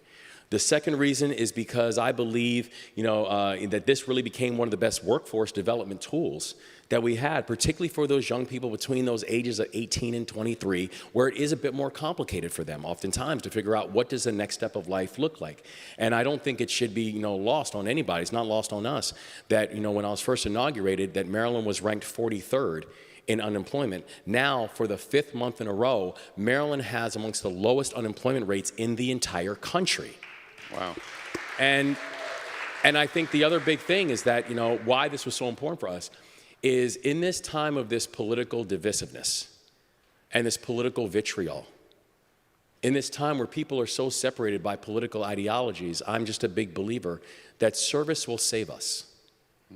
That if we can be a state that gets to know each other again, if we can be a state that works on big projects together again, that is going to be how our state is going to move past this moment where frustration and political divisiveness just seems to be the cause of the day. Randi? So I'm looking at Stan for a second as you're talking, Governor, to make the point that it really does require governors to do this stuff. Stan and I served on a commission, a Cuomo commission, I don't know, 10 years ago or so, and maybe longer, where I raised the issue of having service learning for all kids. First off... And was Stan the opponent? No, he was the chair who agreed with me, but just want to get that right. So many other people in the commission were like, well, that's not what schools should be doing. And we didn't. Wait. But it raised the question, but who are the villains in this story? No, Why is the story taken? Yeah. Let me finish this for a second because I want to say something good about what, if I may. Sorry, yes, if I may. Which is that it was not in the imagination. So it's not villains. It's not in the imagination because the imagination at that point was, oh, no. We just have to get kids through high school, get them good enough grades, they go to college. And so this notion of a service year, which frankly, rich kids get in terms of when they take a gap year. Exactly right. And but then, so when I saw that the governor had gotten this done, I was like, wow. For all the reasons he just said, it's the passion meets purpose, a sense of accomplishment, a sense of critical thinking and all the different things, relationship building, and being able to talk to people who you may not agree with and who may not agree with you, and instead of punching them out, you're talking to people. All of the basically life skills that we in schooling should be helping in a really equal way so that anyone, regardless of where they start, could actually have this opportunity.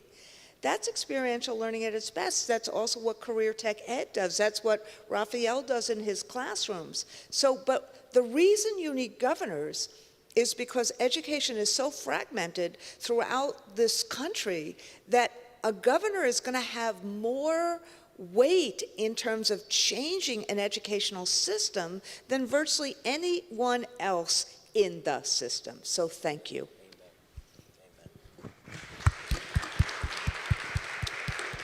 So, Governor, let me ask you, when it comes to experiential education and the kind of campaign that you've been on, how has it been received? And when I ask about, villains in this, part of it's sort of soft villains. I have some friends in the media here, and we're always looking for somebody to blame for something, constructively blame.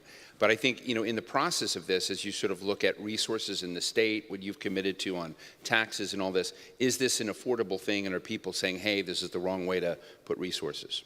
No, in fact, I think we've been able to show in our state that we can do big things. Right. If you look at, we made the single largest investment in childcare in our state's history. We have now a service year option for all of our high school graduates. We made the single largest investment in public education in the history of the state of Maryland, and we did it all, and we did not have to raise taxes, right? So I think we're showing that you can actually have a measurement of fiscal discipline and also still go get very big things done.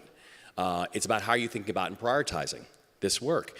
And so, and I agree with Randi. I don't think it was a villain per se, but I think it's asking us to change our definition of success. Exactly right. Where I just think that over these past 20 years, 30 years, there was this idea that somehow you must go on to get a 4-year degree in order to be economically successful. And people showed the stats, and we all saw the statistics that show, if a person has a 4-year degree, they'll end up, achieving over $1 million more over the lifetime of their career. And so that became the standard. That became the thing that everyone tried to move towards. All we were simply saying was this, that, the people who are pushing that, congratulations, you won the last 2-3 decades in terms of the conversation and the narrative. But it's not the only option. And so by simply saying that, yes, we are going to make sure we're supporting our 4-year schools and those students who attend it, we are going to support our community colleges and those who attend our community colleges. And at the same time, if there's a young person who makes the decision and says, that's not going to be my path. And I remember a young man who I met over at Western Tech, which is a high school in Baltimore County, and an apprenticeship high school in Baltimore County. He said, I knew when I was in 9th grade, I did not want to go to college. I knew it. And so now he's working in advanced manufacturing. This was his magnet throughout high school. He's now about to finish high school. He already has job offers that literally is going to pay him 6 figures in his first year. Guess what? He won. Congratulations. Right? And so, but if we looked at it through the old prism, someone would say, well, what's wrong with him? Nothing. Well, look, we didn't tell Governor Moore this is kind of like the Tonight Show, my style. There are many young people here who don't remember Johnny Carson, but Johnny Carson had Ed McMahon, and Randi is my Ed McMahon in this, and I'm Johnny. And we've got a special guest who came in, of course, Senator Sheldon Whitehouse, who just got a 1,019-page bill on his desk that he's going to read by tomorrow.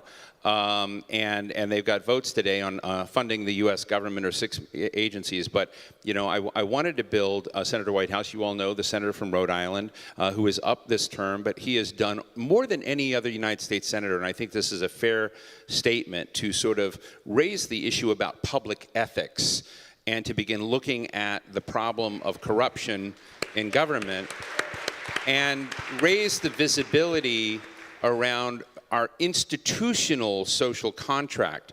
And when Randi and I and others were talking about the experiential education, the economy and others, and I was just so taken with my conversation with Governor Wes Moore a while back about the social contract and how it, in my view, that social contract works for a portion of the population, but not enough of the population. So I just wanted to invite Senator Whitehouse to us for 14 minutes. He has a hard out in about 14 minutes. And I want to give, so Sheldon, I'd like to hear the public ethics dimensions of our institutional commitment on education and tell us where we should go. Well, first of all, great to be here with the governor. Do you guys like a mere each other? senator and an actual governor. It's so No, I mean, do you really like each other? Did you campaign? Did you have a robocall against Westmore? Here's who I Yeah. really like. Okay, I really like Randi, and our RIAFT has been a wonderful, wonderful, wonderful group to work with for a long time. So I'm feeling quite blessed to be here. I would say that we are going through kind of a moment in our country about ethics and corruption. Ethics and corruption in the old days was just one person doing one bad thing and maybe they got caught and maybe they went to jail. Now it's a whole institutionalized thing in which being corrupt is a sort of political way of life. Lying about what is going on is the main job of very enormous TV and other news outlets. And it puts real pressure on kids to figure out that they're working in a different environment. I remember in my generation, the Cuyahoga River caught fire. And everybody realized, oh, crap. This pollution stuff is different than we thought. And we had a societal mind change about pollution. And when I started going to health food stores, there were people that had like their shoes backwards and everything was in a bin and you had to bring your own scooper. Now it's, you know, Whole Foods and it's a mega industry and we've changed the way we think about our food. We've changed the way we think about pollution. We need to start training up kids to have a better sense of what is polluting their information diet, what is the junk food in their information diet, and they have to operate in a world in which grown-ups are persistently lying to them, which was not something that we saw so You much just of said something before. very important. Can I have the students that are here as as examples, metaphors, living metaphors of experiential education and journalism stand up for a minute? Can you guys stand up? So as part of the message of thinking about how people get into a profession and live that profession, an apprenticeship, or what you call experiential education, I want to tell you that what Senator Whitehouse just said about reporting more broadly this, but he's also a powerful guy, so is Governor Moore. These are the people you have to hold accountable. Do you like that, or do you welcome the fact that they're going to go after you both? Totally. And so that's what we're here for. That's my job. and yes, and I think that again, when people get active, it's really important to understand what's motivating them and is it truthful? Because a lot of the stuff that the governor and I get presented with is fake. It's ginned up. It's phony. And people need to, as part of their education, they need to be trained and prepared to deal with systematic lying by very powerful forces. Get Governor real quick, and then Randy. No, I totally agree because, you know, I think about when people ask me when I was first getting into this, I'd never run for office before running for governor for my state, and people said, well, what made you want to get into politics? Are you going to keep doing it, or? Oh yeah, it feels pretty good now. We hope so. but you know, and it's thank you. But you know, and people said, "Well, what made you want to get into politics?" And I was like, "I didn't. I wanted to be the governor because you just felt governor is it is, and Randy's right. It's a unique role, but also it is this idea where when people talk about politics and policy and a frustration that I think a lot of people have, it's real. You know, I say I had to get many members of my family to vote for me. And it's not because my family and I aren't cool. I mean, we're very cool. It's that for many members of my family, they hadn't voted. They just have felt disillusioned. And so there is a cynicism that I think everything the senator was talking about, like there is a cynicism about this system that we have to recognize as real and a frustration. So from the educator point of view, not from the AFT president point of view, two things about what they both just said. Number one, which is part of the reason why we are so into experiential learning. Critical thinking, critical thinking, critical thinking.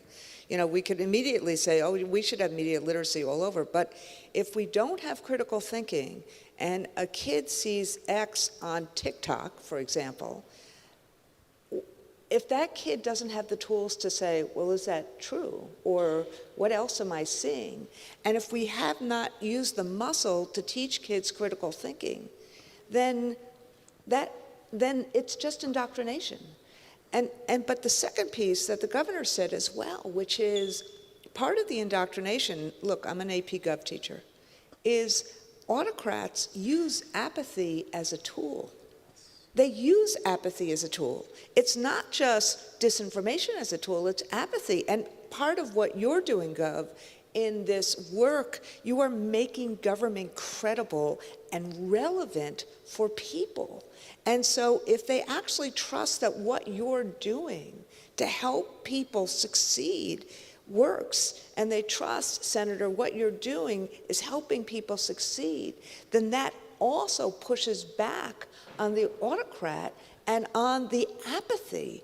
And so all of this gets interconnected because the people who are corrupt, they're going to have power regardless. They're just doing power in all sorts of different ways, which I would say 20 years ago we would have said, what? They have the audaciousness to do that? Yes, they do.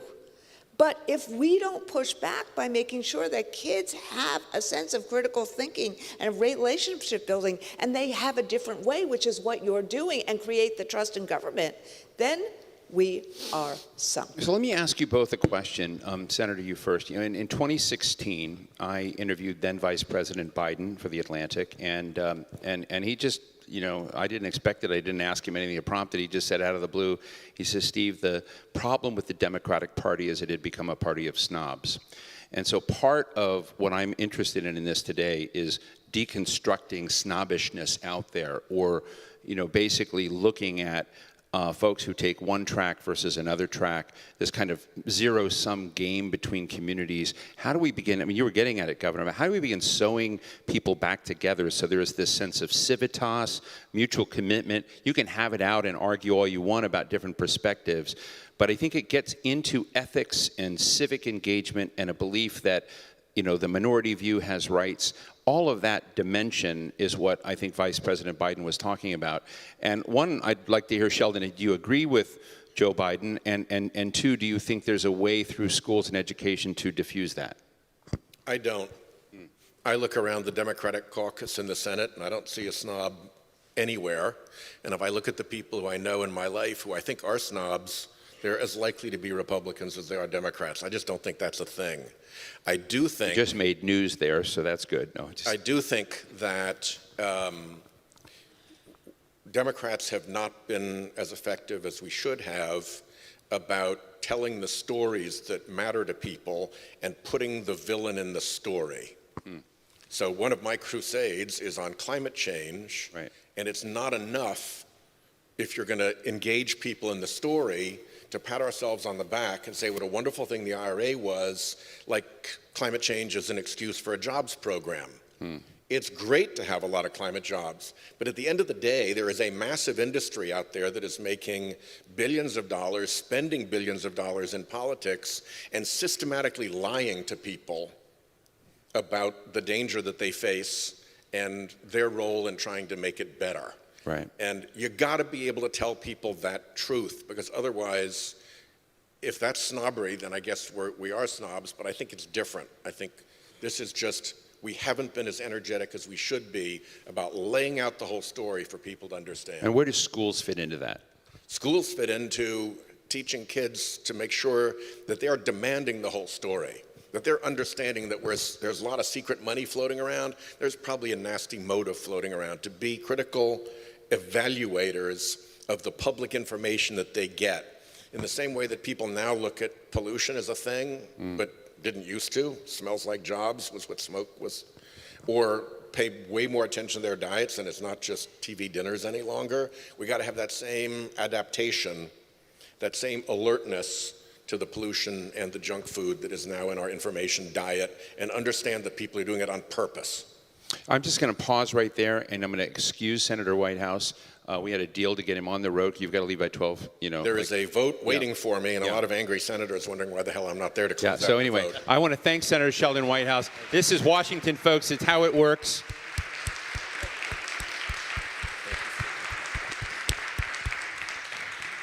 This is DC. You got to. If you all saw me and using my iPhone up here, it wasn't that I was being rude. It was that I was managing multiple motorcades at the same time. So I interrupted you, but I want to come back to the same question.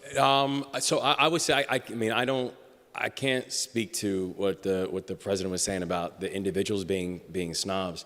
I can tell you though that many of these policies have been snobbish, because that's exactly how we've incentivized it.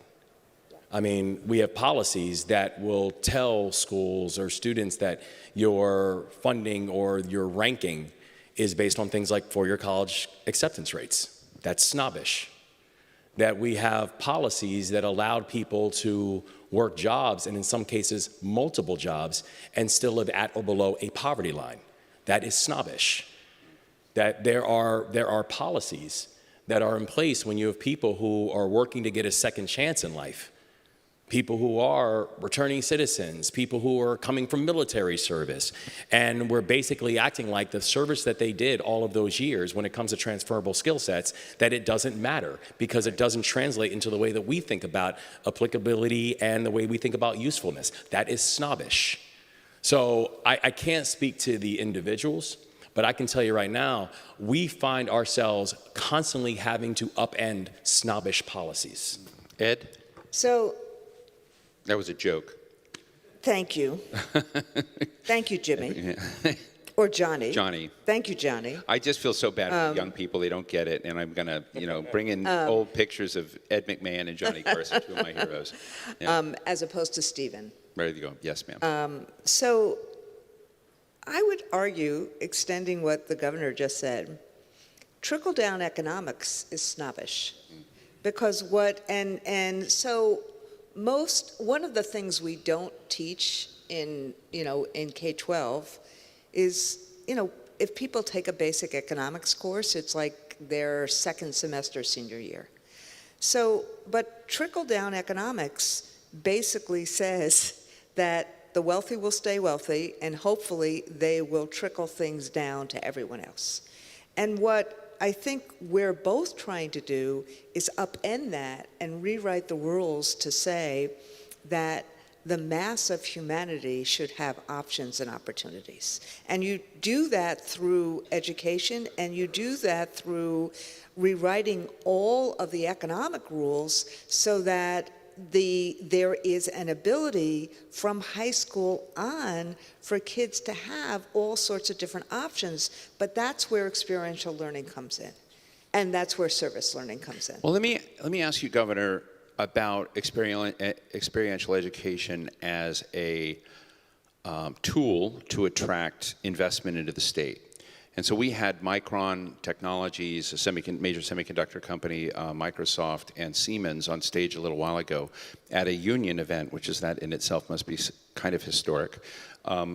And I'm just sort of interested in the question of how it becomes a tool. And I'll just do one little vignette here. When I worked for Senator Jeff Bingaman in the 1990s, a Democratic senator from New Mexico, Intel at that time had come in and put one of its major fab plants in Rio Rancho, New Mexico.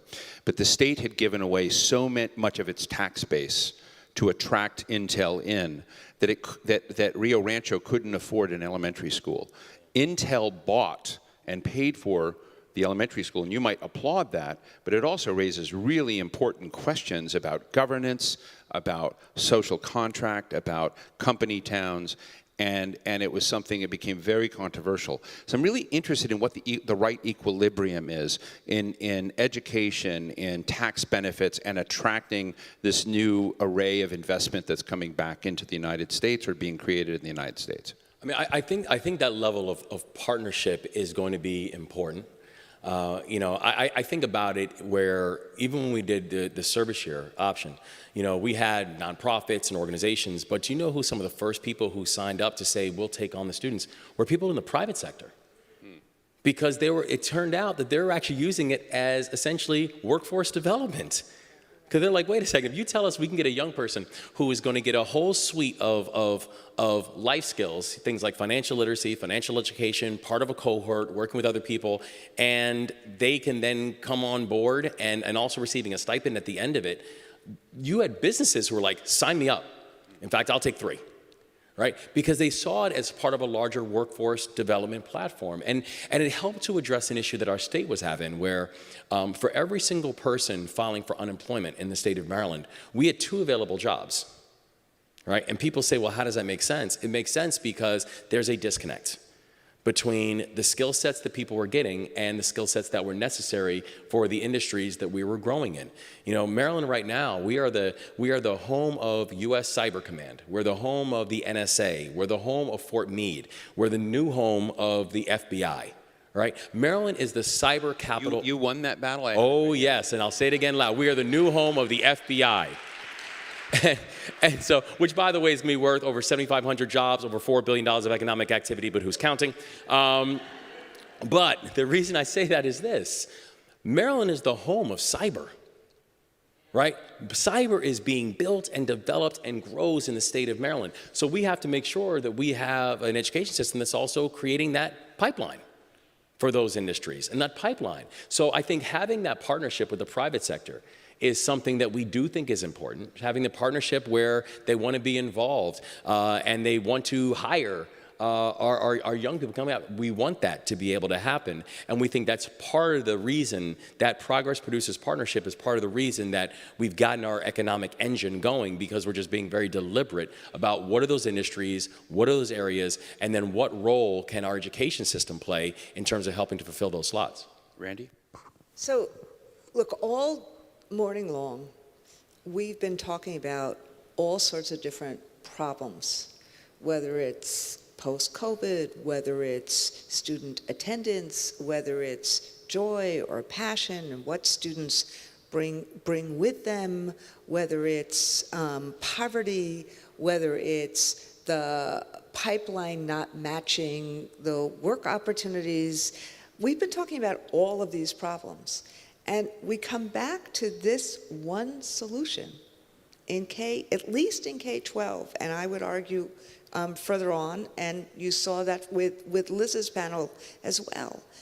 We can have an education strategy, whether it's service learning, whether it's career tech ed, whether it's civic engagement, whether it's dual coursework. We have an education strategy that can actually solve a lot of these problems. You saw the teachers from the beginning, the first panel, saying we want to do it. And so the key is, how do we change policy to make this happen? You heard Khanna say, we spend $400 on academic education to every dollar in voc ed. That means it requires a change of policy. You heard me say earlier, and Michael. It's 400 to 1? He said 400 to 1. You heard Michael and me say earlier, if we have a national accountability process or paradigm that is about testing and about going to four-year colleges, we're not gonna, you can't say to teachers, and you should do this. So that becomes the policy change that I think we are really trying to move towards. I'm going to do something I've been wanting you to do this whole conference. She's been right in the front row. I mean, I believe, some of you are in the back row, and I respect that. But you've been in the front row all day, and I want to ask, give one opportunity in the last couple of minutes. You're my new friend. Who is it? It's Jacqueline Lyons. So I'm going to give you an opportunity to ask a question. My people forced me to be in the front row. Who? Oh, they did? Thank you. Okay, and you have a question for the governor? I do, but I just want to make just a couple of comments. I want to thank the AFT. I particularly want to thank Randi Weingarten for giving our District of Columbia public school students an experience of a lifetime. I want to remind these students back here, because I was a history major, that Maryland was a slaveholding state, and we have right here the first African-American governor of Maryland. And last, because I am a union woman, I want these students to understand that we have two of the major presidents of the two best unions in the United States, Randi and Liz, that were right here. That's something that my grandmother could never dream of. Not even. I had no idea you were going to be so great. Sorry. I had to say it. It's the history making. And now the question. Make it good. I'm sorry.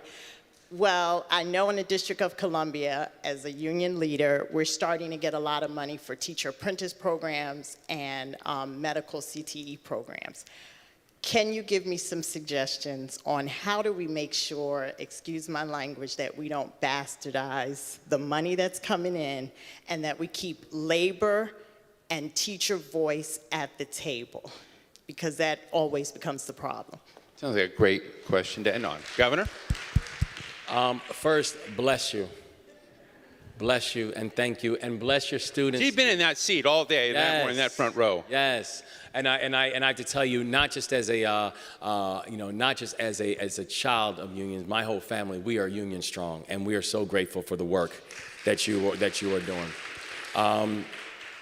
And honestly, I think that there's a bunch of things that we have to be able to do in order to make sure that that money is being used wisely and being used how it should be used. And part of that is it needs to be mandated.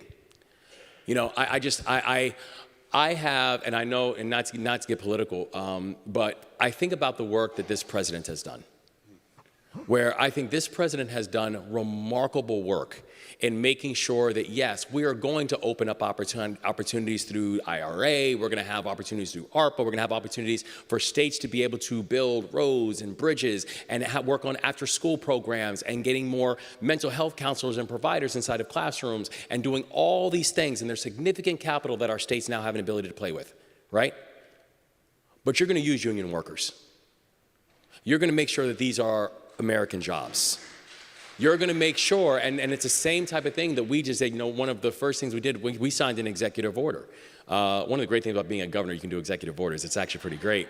But talking about the work and the capital that's happening on state projects that we are helping to underwrite, we put together programs and platforms for PLAs on that.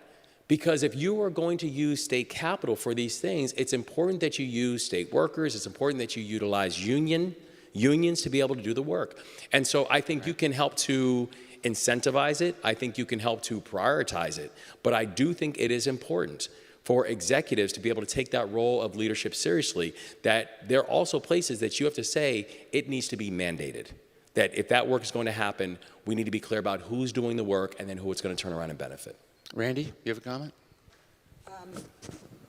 Look, culture trumps strategy every moment.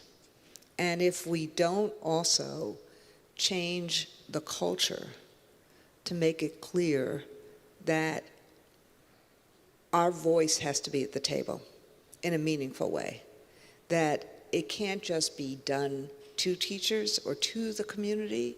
Community and teachers have to be at that table. So then you have a governor. Yes, DC has to become a state, by the way. That would be a good first step. But as the governor said, which is why I'm so honored to have this conversation, you have to have a squeeze this way and this way in order to change policy. And if not, the regular mores that we have been living with in the last 50 years are going to continue to happen, which is that just get good test scores, get enough kids to college, and the school system will look good, as opposed to what we're trying to say, and that's what those resources are about. How do we help each and every kid? How do we help create opportunities for each and every kid? How do we help each and every kid to engage in the pursuit of college, career, life, civic participation? And all of those opportunities are there because that one opportunity to become a teacher, to become a phlebotomist, may be amazing. Look, I'm going to ask one last quick question. We're a little over here, and we've got food for you. Mary Catherine Ricker is going to come out and close us out. I guess do it while we're even up here, and we're just messing up the whole calendar. But I do want to ask, Governor, one of the things I'm very taken by are your efforts to go around parts of Maryland that may not have been supportive for you, and talk to people who were not on your page before. I'm interested in that because I think that we see a behavior in politics today, particularly at national politics, where one side screams more loudly at the other, and there's not a lot of listening. So you've gone on this listening tour, an engagement tour. Have you found anything that helps generate common ground or an ability to get different sides to listen to one another? Because you are doing that, but it's not often done, at least in my experience. It's amazing because Maryland, there's something really interesting happening in Maryland right now. We're actually choosing to work together. And it's amazing what kind of results you're getting from it. We ended up, and it's true, I ended up literally when I first started the race, I was polling at 1%. By election day, we ended up winning with more individual votes than anyone who'd ever run for governor in the history of the state of Maryland. But the reason I bring that up is this. You don't get to the numbers that we got by just winning Democrats. We won Democrats, we won independents, and we won a big chunk of Republicans. And the reason was simple. We showed up. We went all across the state. And the thing that I promised each and every person, and I said, get used to it, because we're going to be back. And I think when you look at what's now happened, where we're about to complete our second legislative session. In our first legislative session, not only did we go 10 for 10 on all the bills that we introduced, we went 10 for 10 bipartisan. We got Democrat and Republican supports on every single bill that we introduced, to include things like raising a minimum wage, to include things like making the child tax credit permanent. Well, right. And now this year we've introduced 16 bills, and we're not there yet, but we're feeling pretty good. We're about to repeat it again. There's something special happening, and the reason is simple: show up and make your case. So first of all, big round of applause for Randi Weingarten. Second of all, big round of applause for Governor Wes Moore. Thank you so much. And Mary Catherine, you're going to close this out. We got a lunch, something going on. Why don't you thank the governor too? You can all thank the governor. It would be my pleasure. Governor Moore, Randi, Steve, thank you so much for the invigorating conversation. Quite frankly, it is inspiring and motivating, right? And you can sit and be inspired, but motivation means you get up out of your seat and you do something about it. And you've given us incredible practical tools to do next that Jackie's going to take away with her. You have given us really motivating tools. And Randi, you have featured so many strong stories that, again, I think stitched together, this is, again, inspiring. It is motivating. And thank you for your visionary leadership. Thank you for the invigorating discussion. Steve? Jackie next year ought to be on a panel. Oh, yes. She graciously demurred to a practicing classroom teacher this morning, I will have you know, as a strong union leader does.